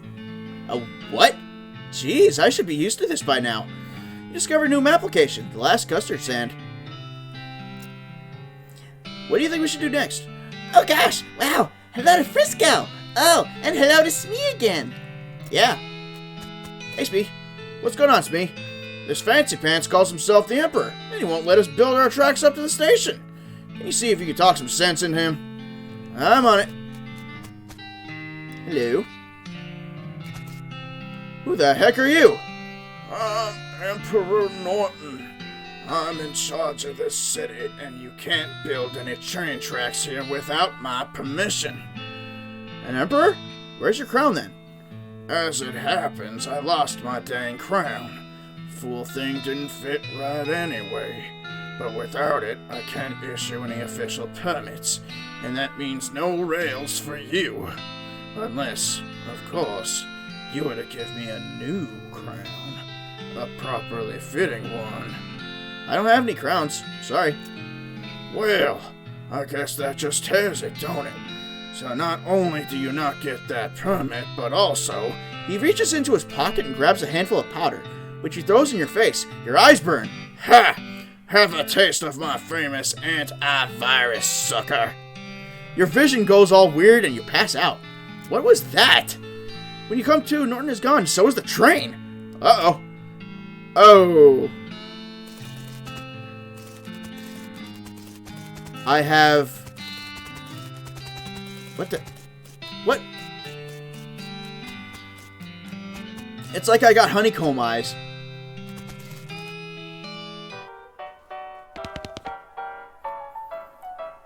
Well, I'll be a new face. I'm Cluncy. Make yourself at home. Thanks, I'm Lee Bootstrap. New in town? I've been helping Manifest Destiny get the rails trails back. Tracks laid. We're very, very close, but haven't quite finished yet. Sounds like you could use a drink. Cluncy, I sure could. What have you got? New Amsterdam, new fashioned, and olive gin cone. What else did you have? What's with the huge brawl going on over there? Oh, them fellas are always blowing off steam. I just let them go ahead and get their aggressions out. So long as they keep over there away from what furniture I've got left. I see. What can you tell me about Frisco? Oh, it's a fun town. Fella named Samson Frisco founded it way back, when the mines first opened out this way and everyone caught the fever. Mining fever? Yep, the kind you get from breathing too much dirt. Frisco was a doctor, you see. Ah, gotcha. Huh.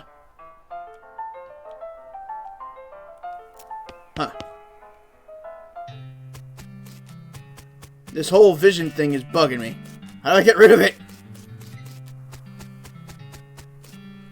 Where'd the train go? That lunatic stole it. He drove it off somewhere into the desert. Norton's gone off the rails. He points to a set of deep ruts off the side of the railroad tracks. You walk over to investigate, but you can't see it because of this weird hexagon thing your eyes are doing. You should probably get that checked out, boss. That Norton fella said something about antivirus. Maybe someone... Wait a minute. Norton antivirus! Oh my god.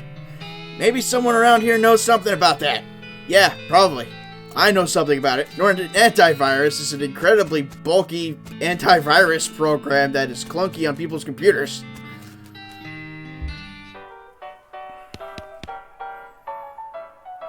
You don't look well.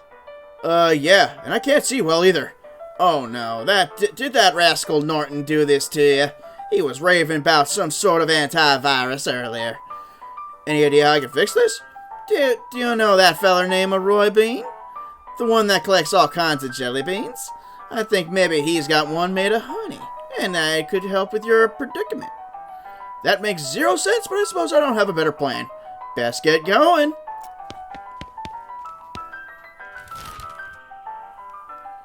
Okay. Roy Bean, you're gonna help me. You owe me.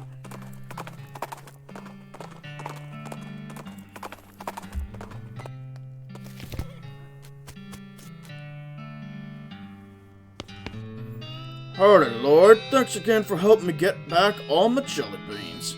Don't mention it. Oh, Roy walks over. Does this jelly bean really cost 6,000 meat? Well, normally it does, yes. But I guess seeing as how you helped me out with them bandits and goblins and damn dirty hippies, let's call her 5. 5 meat? Really? Yeah, I reckon. Better buy it in a hurry before I change my mind. Buy it. You hand over the meat. You almost feel bad because of the depth of the discount. Honey jelly bean. A rare and expensive jelly bean made from the honey of a Paraguayan murder bee. You eat the jelly bean, and your vision immediately clears. Modern medicine is really amazing. Yeah, especially if the medicine's in the form of candy.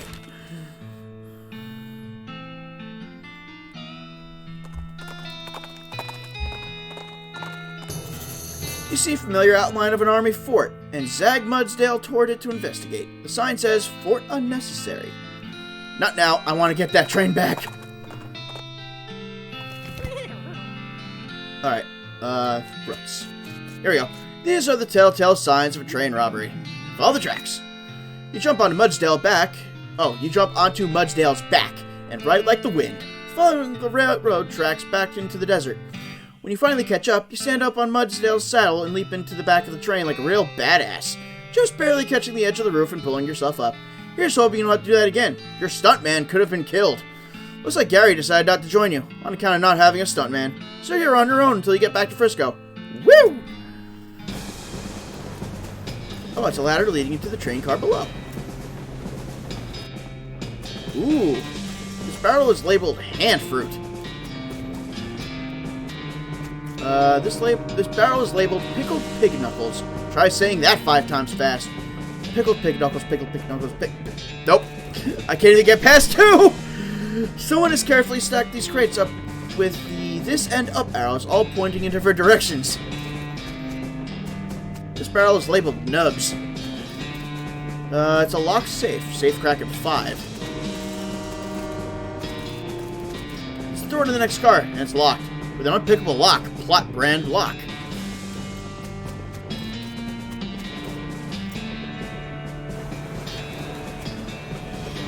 I stole this train fair and square, and I'm not giving it back. Take the train back by force. Mental birds. What?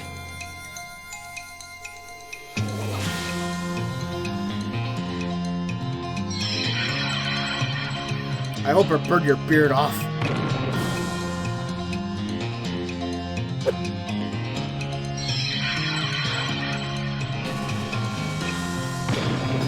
I've had just about enough of this.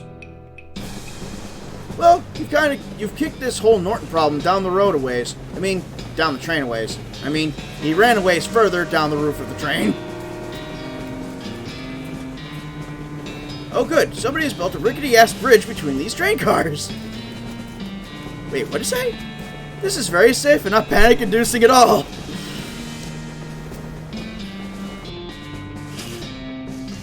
These guys look angry and confused. Jump them.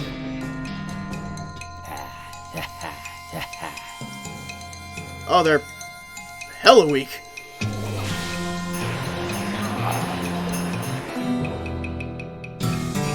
Those guys have burgled their last train. Master Cookery level 3. And you got a dining car key.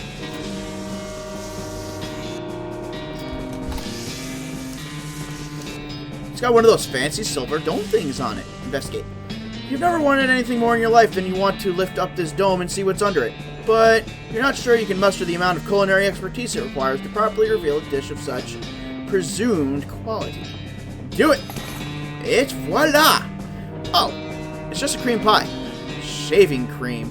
What kind of lunatics are running the food service on this train? Yuck.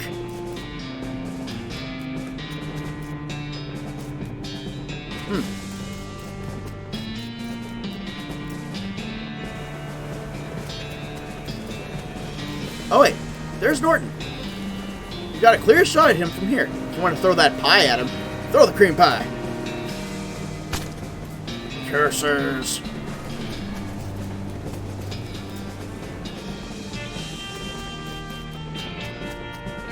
There are like 1,000 small pieces of luggage on this rack. Oh, maybe you better read the note on the wall first. A messily scrawled note. The note says, I've hidden the key to the forward passenger car in my luggage to make it easier for me to murder everyone in the sleeper car. Sincerely, the train murderer. P.S. Come to the roof of the sleeper car in the next 55 minutes if you want a murdering. Crazy.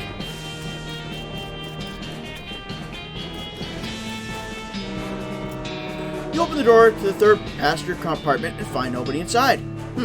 Since the note from the murderer said he was going to be on the roof of the train, that means he couldn't be in the passenger compartment. And since there's no one inside this passenger compartment, whoever the compartment belongs to can only, by process of elimination, be on the roof. Which means the person who rented this compartment must be the murderer. Probably! The only clue you find here is a luggage ticket, though. It has the number 3 on it.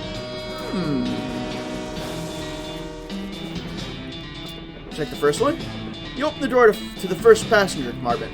The sole occupant is a little boy about 10 years old, wearing a blue suit and knickerbockers. Oh, hello, sir. Is something wrong? Nothing you need to worry about, kid. I'm on a trail of a bad guy. Do you mean a murderer, sir? I'm pretty sure there's one on this train. They don't call me the world's greatest detective for nothing. What's your name, kid? I probably shouldn't say, sir. There might be a copyright thing. Okay, well, I'm pretty sure I can handle this. Just let me ask you one question. And then you should lock your door after I'm gone. I understand, sir. What would you like to know? Are you on the roof of the train? Excuse me? The murderer left a note saying he's on the roof of the train. Are you? No, sir. I'm in my passenger compartment. Right. Good. That'll be all. You open the door to the second passenger compartment and look inside. There's a portly man in a dapper gray suit with a tiny, meticulous waxed mustache. And not, I'd like to clarify, an enormous, bushy one. Excusez-moi. Is there some way I might be of assistance, monsieur? Sorry to bother you, but there's a murder on loose, and I'm checking the passenger compartments. Sacre Dieu. This is very serious, mon ami. Allow me to proffer to you the use of my little gray sails. I don't know what that means, but no thank you. Let me just ask you one question. Why, certainly. I am at your service. Are you on the roof of the train? The roof of the train, monsieur? Right now? That's right. No. I am here, in conversation with you. Good. That's all. The only passenger in this compartment is a middle-aged woman who is writing something in a notebook. She looks up at you as you enter and greets you with a friendly northeastern accent. Wait, friendly northeastern accent? What defines a northeastern accent? What, like Yonkers or Brooklyn?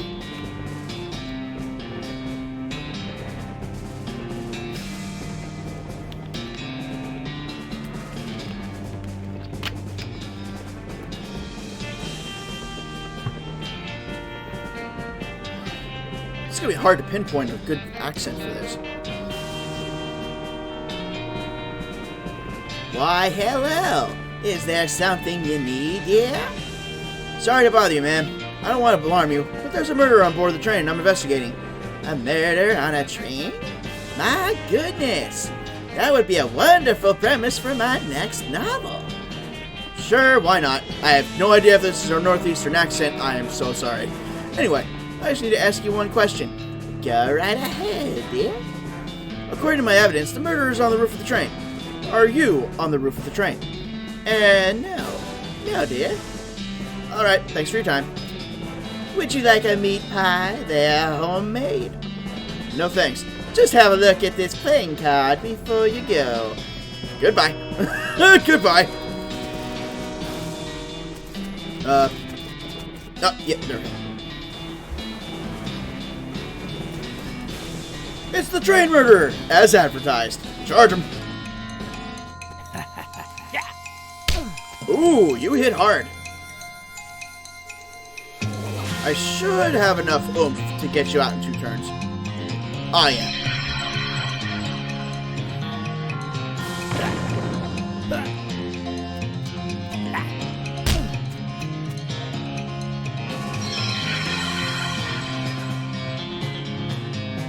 There we go. You put an end to the train murderer's reign of murder. He ruffled through his pockets. They're empty except for his luggage tag. Turns out his tag is number 3. Hooray!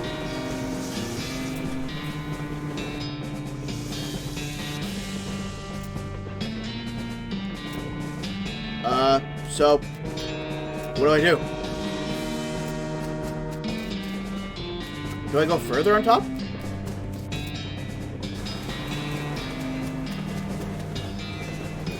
Find the gap. Wait, what? Huh. I'm confused. So what do I do? Oh! You find bag number 3. And it has the key to the forward passenger car inside. That's very strong corroborating evidence for your theory of who the murderer is. Passenger car key. You finally make it to the passenger car, 1 car back from the locomotive. Which may be confusing if you thought locomotive meant the entire train. So I could just say the engine, except that also refers to the engine itself. That is, the actual steam engine that makes the train go, and not just the frontmost car of the train. Anyway, you're in the passenger car. Suddenly, Norton clambers in the window. He must have dramatically clung to the side of the train in order to reveal at the last minute that he hadn't actually been defeated. Dang it. He runs into the frontmost car of the train and locks the door. What a jerk. Maybe he could get some of the other passengers to help break the door down and arrest him? Or maybe he could just kick the door down and shoot him until he can't bother anybody anymore. Up to you. And I got plenty of respectable people. Let's go with the twitchy guy. This guy's totally franticking. which is a word I just made up that means ranting in a frantic panic. Everyone else is ignoring him as hard as they can. Talk to him. Hey, buddy, you okay? It's all a lie! We're never going to get to Frisco! Frisco probably doesn't even exist! They've been testing to see how long we can survive on complimentary peanuts and bottled water, and now they're driving us out of the desert to some kind of government camp! They're gonna use our organs to fuel alien flying machines! Snap him out of it. Whack, whack, whack! Wow. Oh, sorry. Guess I lost it there for a second. Feel better? He rubs his jaw. Well, yes and no. Listen, we're gonna get to Frisco, but first we gotta bust into the locomotive up front and arrest the crazy guy. I need some volunteers. Okay, I'm in. If I had to sit here doing nothing for much longer, I'd probably flip out again. Whoa. This overweight man is in a three-piece suit and a bowler hat. Is probably a banker or something. His eyes are closed and his posture is relaxed, but the clench of his jaw betrays his aggravation. Hi, excuse me. Yes, what is it? The crazy jerk calling himself Emperor Norton has hijacked the train, and I need volunteers to help me bust down the door and arrest him. I see. And will you help me? No, I'd really rather not. That sounds quite strenuous. Perhaps even dangerous. Come on, please. No, I don't think so. I'm quite comfortable here, and I prefer to avoid stress. Pretty, please? Again, no. I'm supposed to avoid things that might raise my blood pressure. Pretty please with sugar on top? Sugar is one of those things. Pretty please with gravy on top? Gravy is another. Look, please just leave me alone. Please, please, please, please, please. No. Please, please, please, please, please. No. Please, please, please, please, please. Stop that. Please, please, please, please, please. I said no. Stop asking. You're really getting on my nerves. Please, please, please, I'll stop asking if you say yes. No. Damn it. Please, please, please, please, please. All right. God. Fine. I'll help. Just leave me alone. Thanks. This lady is flipping through a book titled Birds of the Western Territory. Since most of the place is desert, it isn't a very long book. Excuse me, ma'am. Yes? A crazed psycho has taken over the train's engine car, and I need volunteers to help break down the door and arrest him. Oh my! I certainly couldn't be of any help with that. I'm very conflict averse.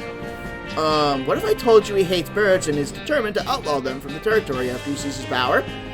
That's very sly, but I know you're only saying that because you saw the book I was reading. Yeah, you got me there. Any other ideas to convince me? Suddenly you hear a tapping at the passenger car window. What the? Russell! You open the window and your pet crow Russell flaps in and perches on your shoulder. Hey buddy, good to see you! Caw! Oh my gosh! What a beautiful crow! And he knows you? Oh sure, me and Russell go way back. Caw! I rescued him from a cat when he was only just out of his nest and raised him as a pet. I set him free when I left home recently. But what is he doing here? Has he been following you since then? No, he probably just happened to be flying by and spotted me on the roof of the train and recognized me. Crows are crazy smart like that. That's amazing! Oh, what I wouldn't give to have an avian friend like that. Well, I'm still going to be doing a lot of traveling after this, I figure, so I can't really drag Russell along with me. But I bet Russell wouldn't mind being pals with a nice lady in Frisco who helped save the train. What do you think, Russ? Russell calls again and flaps over to perch next to the lady. He lightly pecks at her shoulder in a friendly manner. Ow! My goodness, how could I refuse? It's a pleasure to meet you, Russell. My name's Annabelle. Awesome. I'll let you know when we're ready. That worked out lovely. This professional-looking guy is frowning at a sheet of paper and occasionally scribbling on it with a pencil and then erasing what he wrote. Talk to him. Excuse me, can you help me with something? Sorry, I'm busy. Ask my wife or my daughter. God knows she could do with something to keep her occupied. What are you working on? It's quite academic. I'm sure you wouldn't understand. Try me.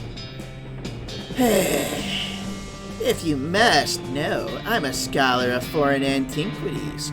I'm attempting to resolve this ancient conundrum from the far east. He shows you a sheet of paper covered with little boxes, some of which have numbers in them. Solve it for him. That's a Sudoku. My little brother thinks they're for babies.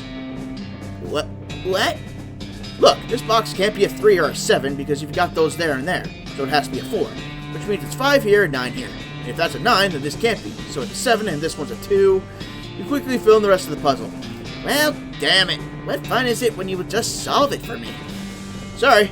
Will you help me break down the door to the engine and arrest the Emperor? Well, I guess I've got nothing better to do now. Oh. The woman just ignores you. This woman is focusing on her knitting and ignoring the general commotion. She must have been knitting the whole trip because the scarf she's made could accommodate a whole marching band. Doctor. Excuse me, ma'am. Whatever is it?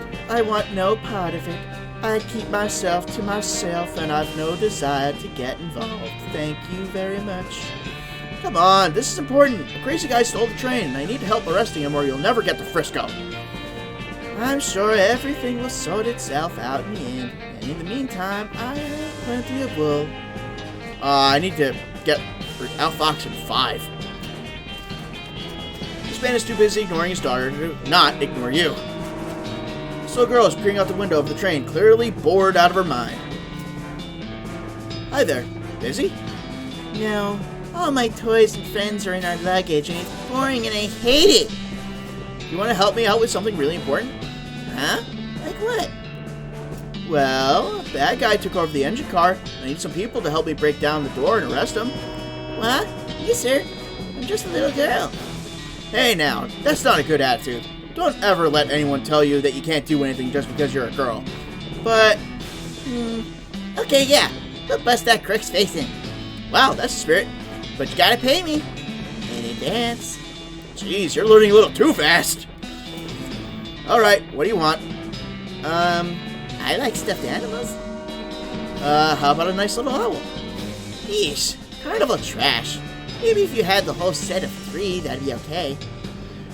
I'll be right back. Going to the circus.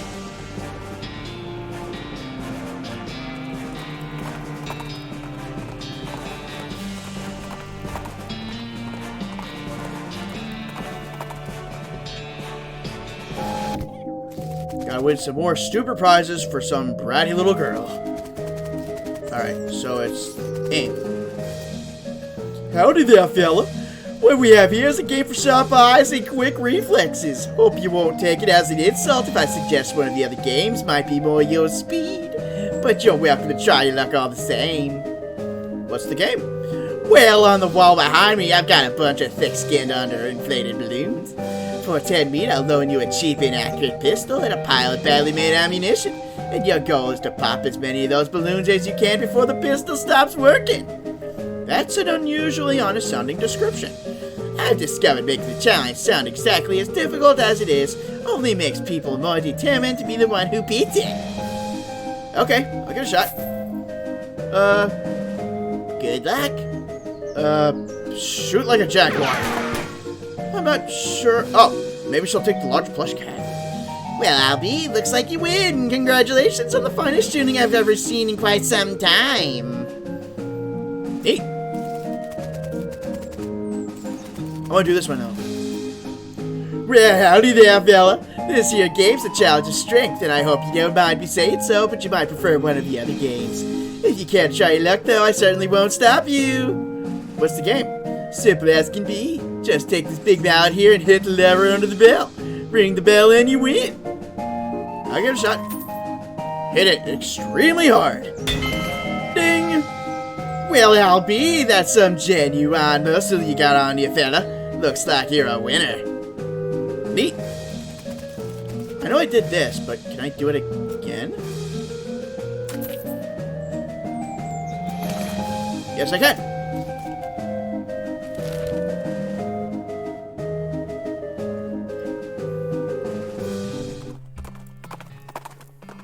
Back to the locomotion.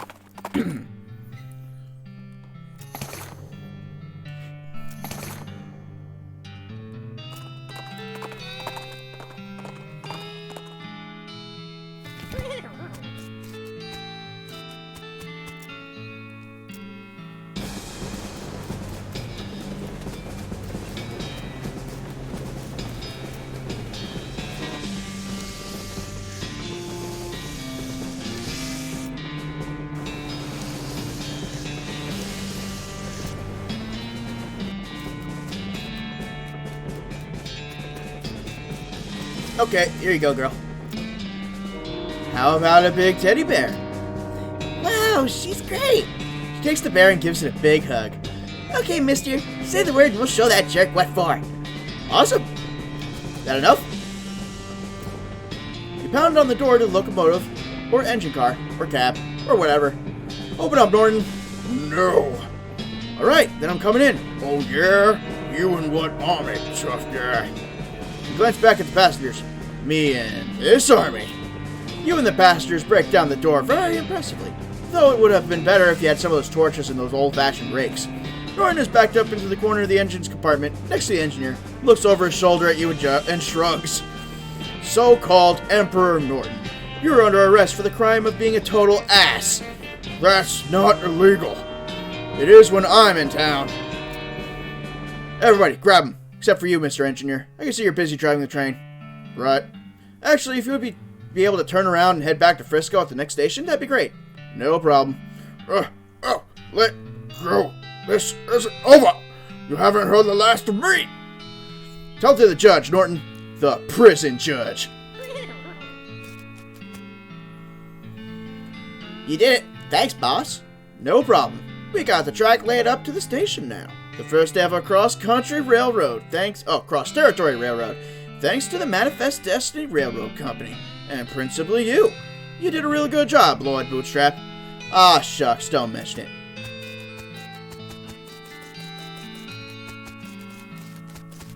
Nice. This was a one-way train, so there's no sense in going in there now.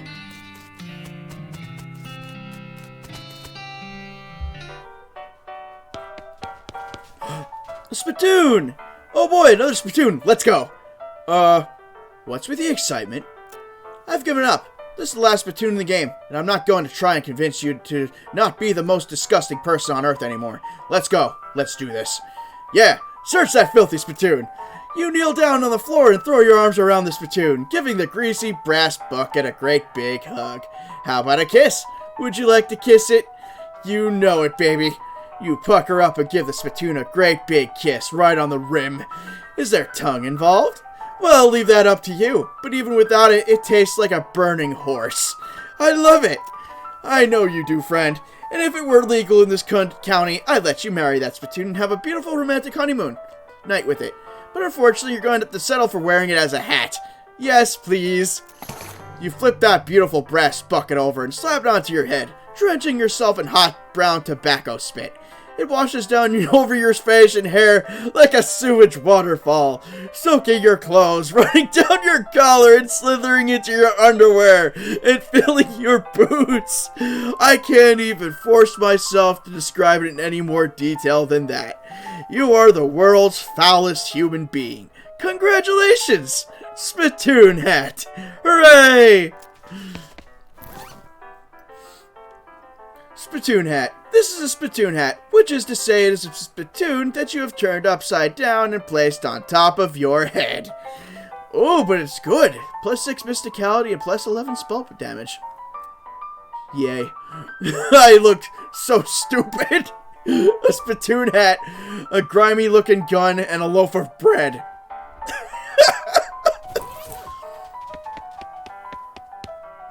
No, I want to see the dartboard. Sorry, no darts. MGMT. Oh, management. Okay. Ford unnecessary. You come upon a covered wagon belonging to a newlywed couple heading west. It looks like one of their wagon wheels is broken. And though they have a spare, it was the heavy corner of the wagon, and they don't have any way to level it up to get the replacement on. Stop and help them out. You get your shoulders under the corner of the wagon and heave it upright, muscles straining.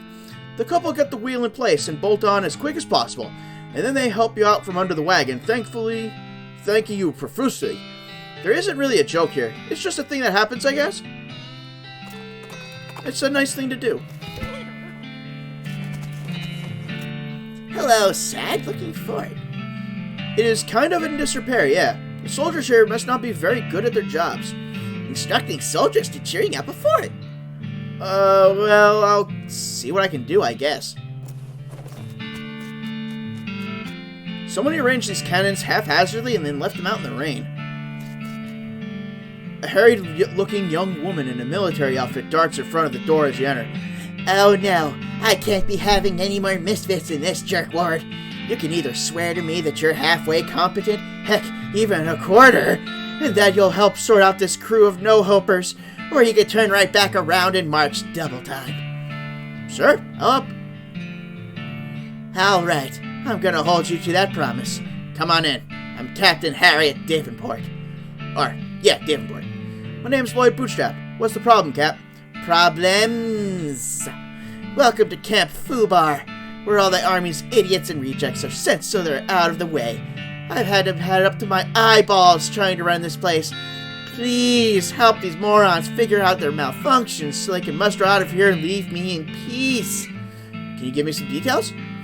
You'll need to talk to them individually for more information, but the brief is, we've got a scout who's blind as a bat, a cook who can't figure out how to make corned beef hash on toast, a guy who can't load and fire a cannon without blowing up something backwards, a guy who, somehow, I can't for the life of me figure it out, is too bow-legged to ride a horse, and a kid who was sent here because he can't figure out how to tie a bow tie.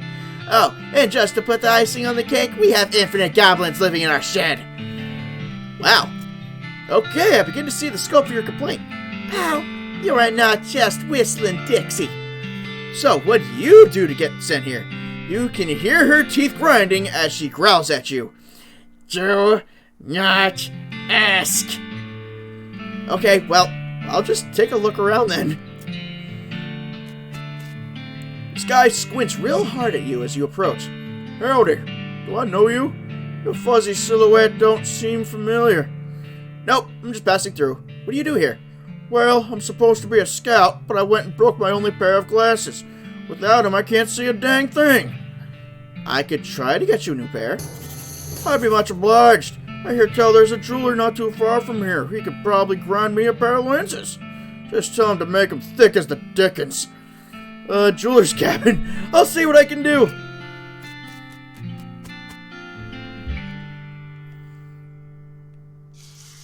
He looks upset. Howdy. Hi, what's wrong? Gee willikers.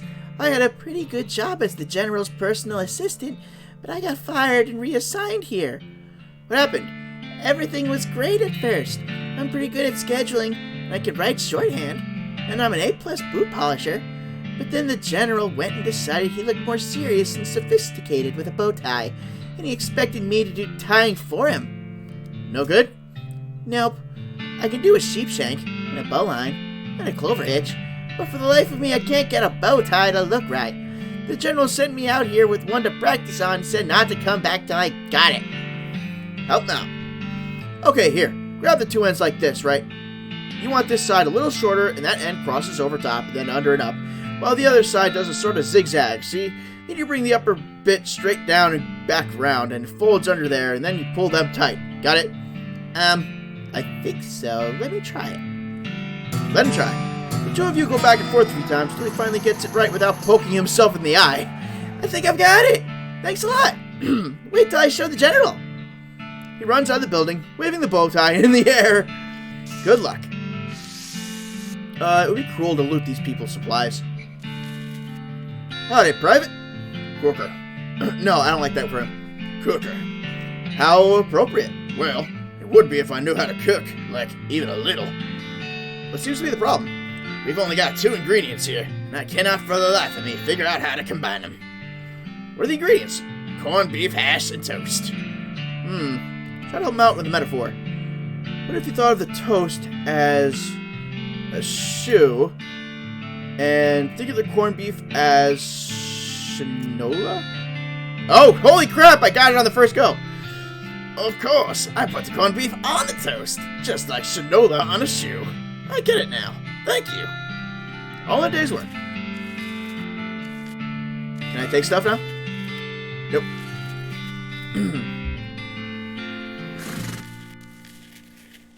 This horse has 4 left legs. What? How? That doesn't make sense! Howdy. They call me Private Bowlegs. I can see why. You seem uncomfortable. You ain't kidding. Look at my legs. They're bent so far out I can't hardly touch my knees at once. Walking hurts like a dickens. The captain said it keeps you from riding a horse? Yep, they're two wide horse slips right out between them. Huh. I think I could ride a mule, though. What with them being a tad lower to the ground. Bend his legs back. You don't need a mule. This is fixable. Hold still a minute. Huh? Well, okay. With some grunts from you and some cries of pain from him, you normalize his legs. Ow, great jumping Jiminy, man. Oh, don't be a baby. Look, they're much straighter now. I guess I can't deny that. He winces as he mounts the nearby horse and rides out of camp. Hooray! A sign on the front says, Important gun storage. No goblins. You open the door a crack and take a peek. Naturally, the shed is crammed full of goblins. To the ceiling.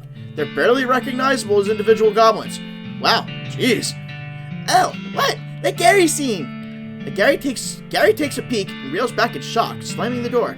Ah! Gross! Awful! A goblin popping in there! Maybe two! Is that what happened? All those spores and nowhere to going! All growing into new goblins and they just smooshing all up! Ugh. Howdy, what's the haps? I'm supposed to be a cannoneer, but I'm terrible at loading cannons. They always explode, except not the way they're supposed to explode, or else they don't explode at all. Huh. The only time I ever got one to fire right, the cannonball knocked my sergeant's head off and he was standing behind me. I still can't figure out how that happened.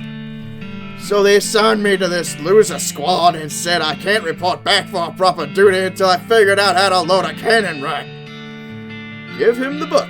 Cannon loading for idiots. Here, maybe this will help. Oh, well, let's see. He flips through the pages, which have big numbered diagrams. Oh, you take the stick back out before you put the cannonball in? Well, that certainly sounds easier.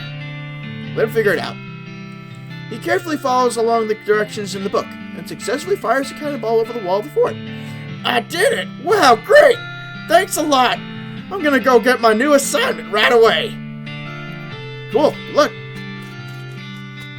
That means all that's left is the making glasses?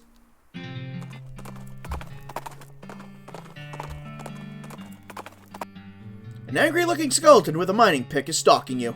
I guess, now that I think about it, most skeletons are pretty angry-looking. Defend yourself. Bye, Gary. Bye, Gary.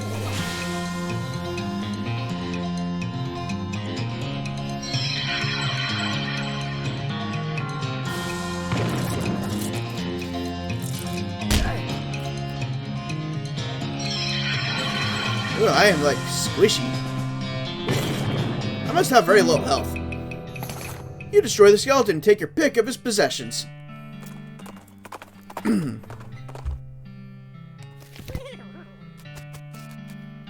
No, wait, I want to talk to Gary. What's Gary got to say? Oh, Gary is hearing about this. A goblin jewelry making. Really? Yes, a famous goblin artisan. Well, now I'm intrigued.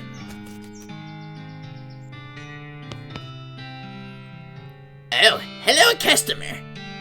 Why, hello. Welcome to Master Gerald's jeweler shop. Howdy, are you Master Gerald? Oh no, Master Gerald is back there at his workbench. I'm just his assistant and translator. A goblin jewelsmith? You betting your britches, Sonny, and not forgetting it. He says that's right, the finest jeweler in the territory. Well, what do you know? I don't see anything on display, though. Master Gerald only does bespoke work. If you bring him in a sufficiently valuable gemstone, he'll craft it into a fine ring for you. For free.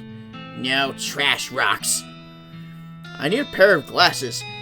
For a nearly blind watchtower lookout. Can you guys make them for me? The clerk translates the question for Master Gerald, who thinks about it and then nods. Having some old soda bottles for grinding down. Should working fine. He says yes. We have some glass of the finest optical quality. Is 500 meat acceptable? Maybe later. Take your leave. I need money. Need money. Sell some stuff in Frisco.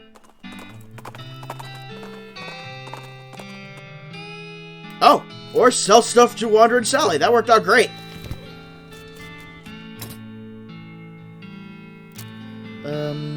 Let's see.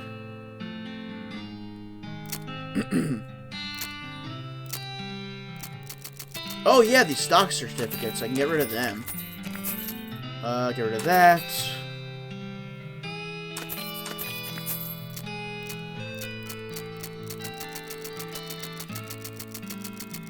Looking for all the ones that say just sell it.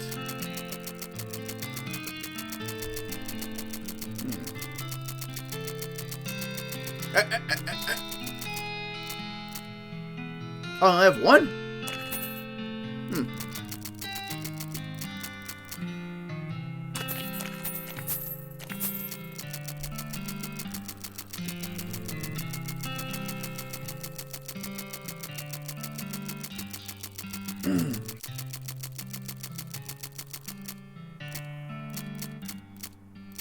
Oh, I can sell this.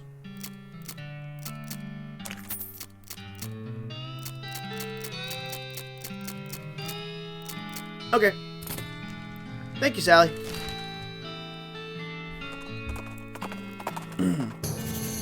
Undiscovered abandoned mine. You spot a distinct lack of mining activity in the distance, and ride closer to it to investigate. Yep, sure enough, nobody's mining over here.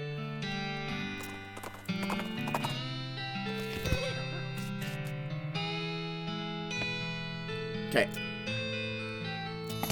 Sure. The clerk invites you to have a seat in their living area while Master Gerald gets to work cutting and grinding some glass into lenses and setting them into wireframes. You flip through a Goblin magazine while you wait. The lead article seems to be about social interaction with humans, and the value of occasionally pretending to be dumber than you actually are. Okay, close enough for government working. Master Gerald has completed your spectacles with the utmost degree of craftsmanship. Here you are. Very thick spectacles. Okay.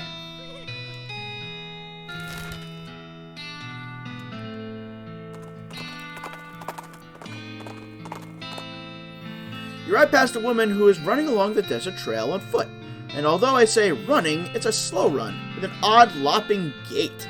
She's dressed oddly, too. No hat, just a thin strip of fabric tied across her forehead, light clothing, and strange, soft-looking boots that barely even come up to her ankles. Everything alright? Are you running away from something? Something pretty slow? Like maybe a desert tortoise, or...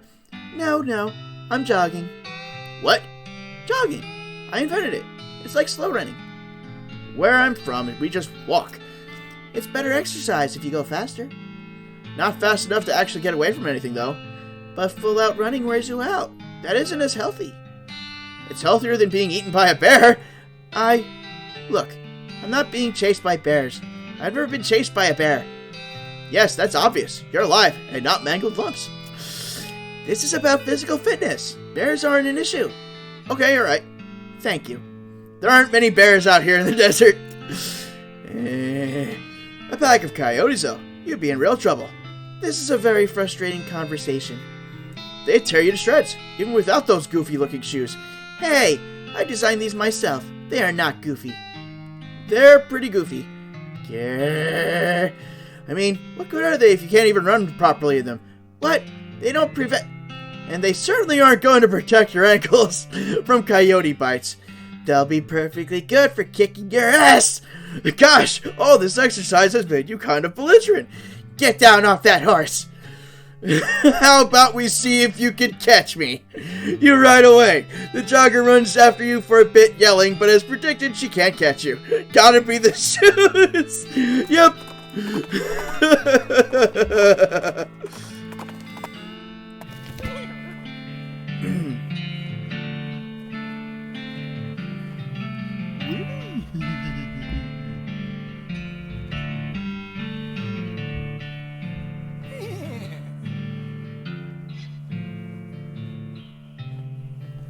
Weird.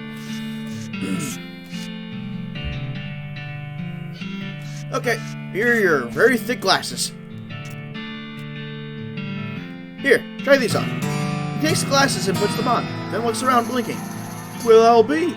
Never realized what a dump this place is. He climbs up to the top of the tower and peers over the countryside. They work. I can see a dang thing. Hooray! Great. Great job. That's everything dealt with and out of here. And that means I'm finally out of this hellhole too. If we ever cross paths again, I really owe you one. Captain Davenport frisbees her clipboard, snaps you a salute, and marches out of the fort. All in a day's work. Very nice. Check out this last custard stand.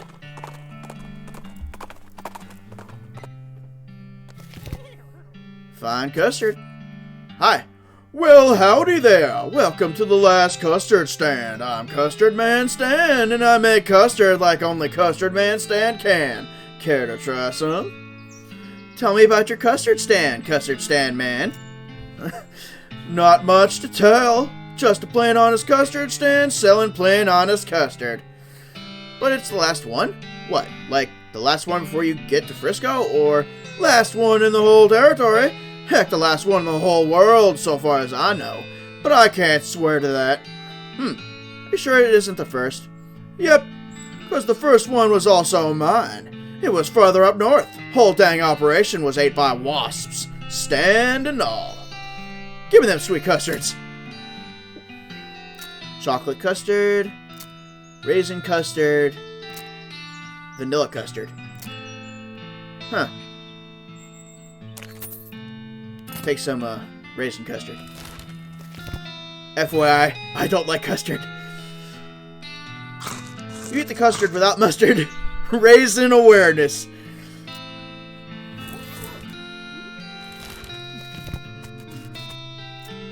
The tiniest house. That's not a house. It's a booth for selling things from. Selling a man's? What? No. He's the merchant, not the merchandise. Haha, Gary is knowing. Just a kidding. Man's the selling. Cat shards. That was very close to being correct. I'm weirdly proud. Okay, abandoned mine.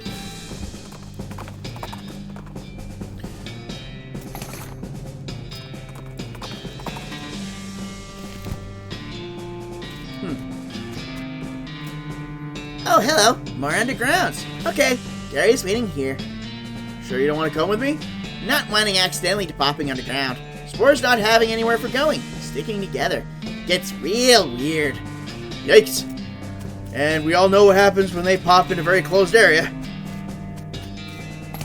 Ooh, strange silvery crystal. This dry washer is caked in dirt. Wash and dry it. You scrub the machine down. It doesn't look any better afterwards, but you do find some ore wedged in crannies here and there. This elevator has a lot of stuff wrong with it. Hit the problems. You hit the elevator in all the right places.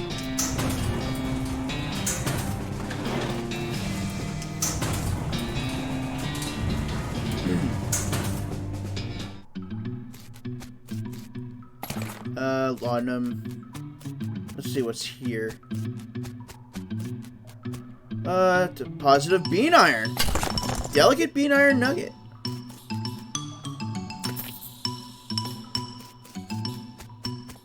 Whoa, what's up with this? Your El Vibrato transponder goes crazy when you get near these rocks. Okay, what do we got here? Scraps and a punch card. El Vibrato cylinder. More punch cards. West Central Storage Facility. Oh. I guess that's it. Okay.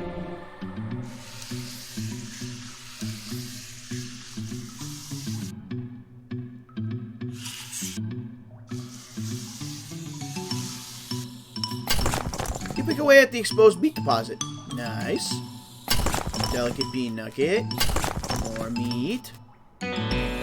Oh, more of these spiral stuff.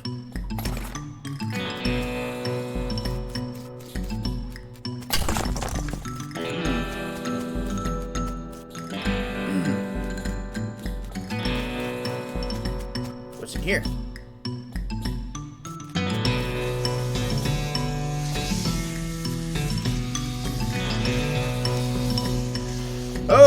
there's a lot of snakes. Gonna have to fight these snakes to get through here. How strong are they? Oh, they're fast. And they're strong. Bye, Gary.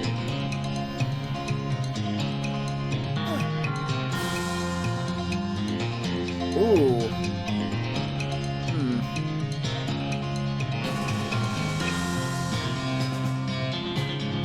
Well, when in doubt, toss dynamite.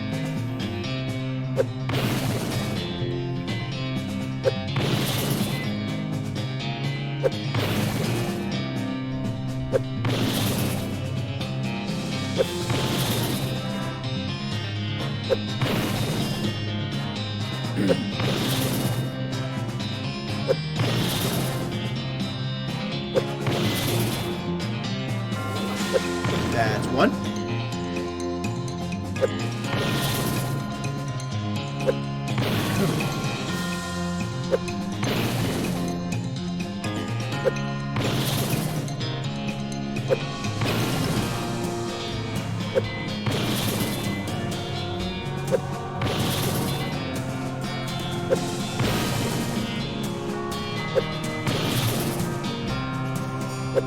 That's two. And use magic for the rest.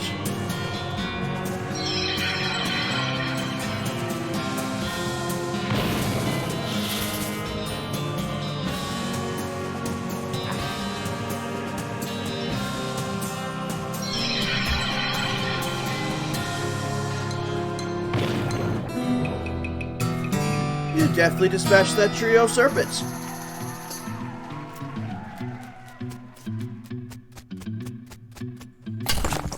Okay. I guess this is a nice way for getting money. There's a rock path.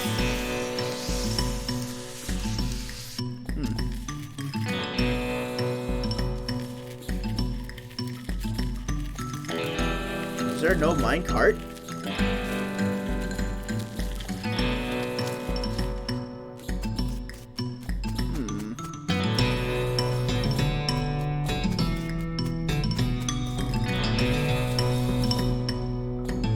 Whoa! Someone's doodled spirals all over the table. The note says, "Dear Jeff, got called up north to deepest delve. See you soon. Praise be Roberto. Sincerely, Jeff." It's a shelf containing an effectively infinite amount of sarsaparilla. You've already got plenty. Anything else in here?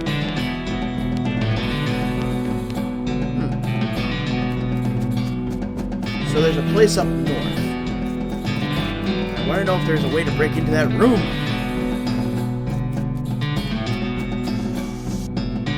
Oh, rusted away to uselessness. I guess that's it.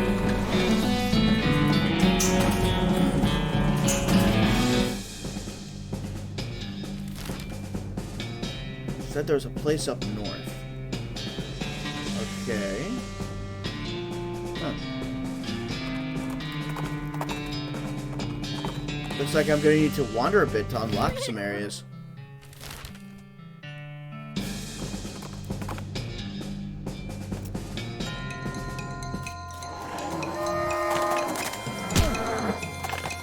Cow headbutted me.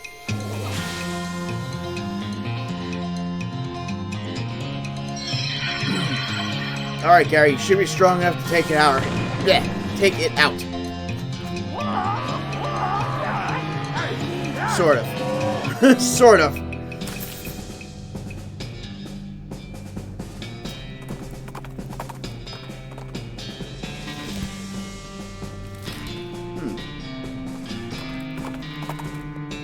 I'm not getting any other locations. Oh well. Alright. I think I'm going to stop here for tonight. I know it's about 15 minutes until end time, but I need to unlock some places, and it looks like we're going to need to level up some too. So I'll have to do that off screen. So, let's find a raid target for tonight.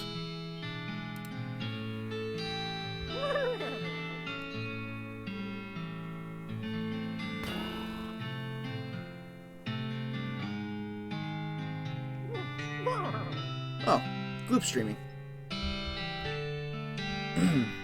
Hey.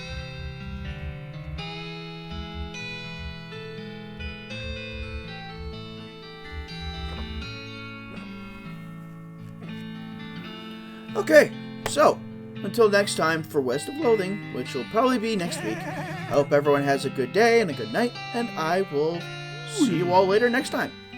Bye.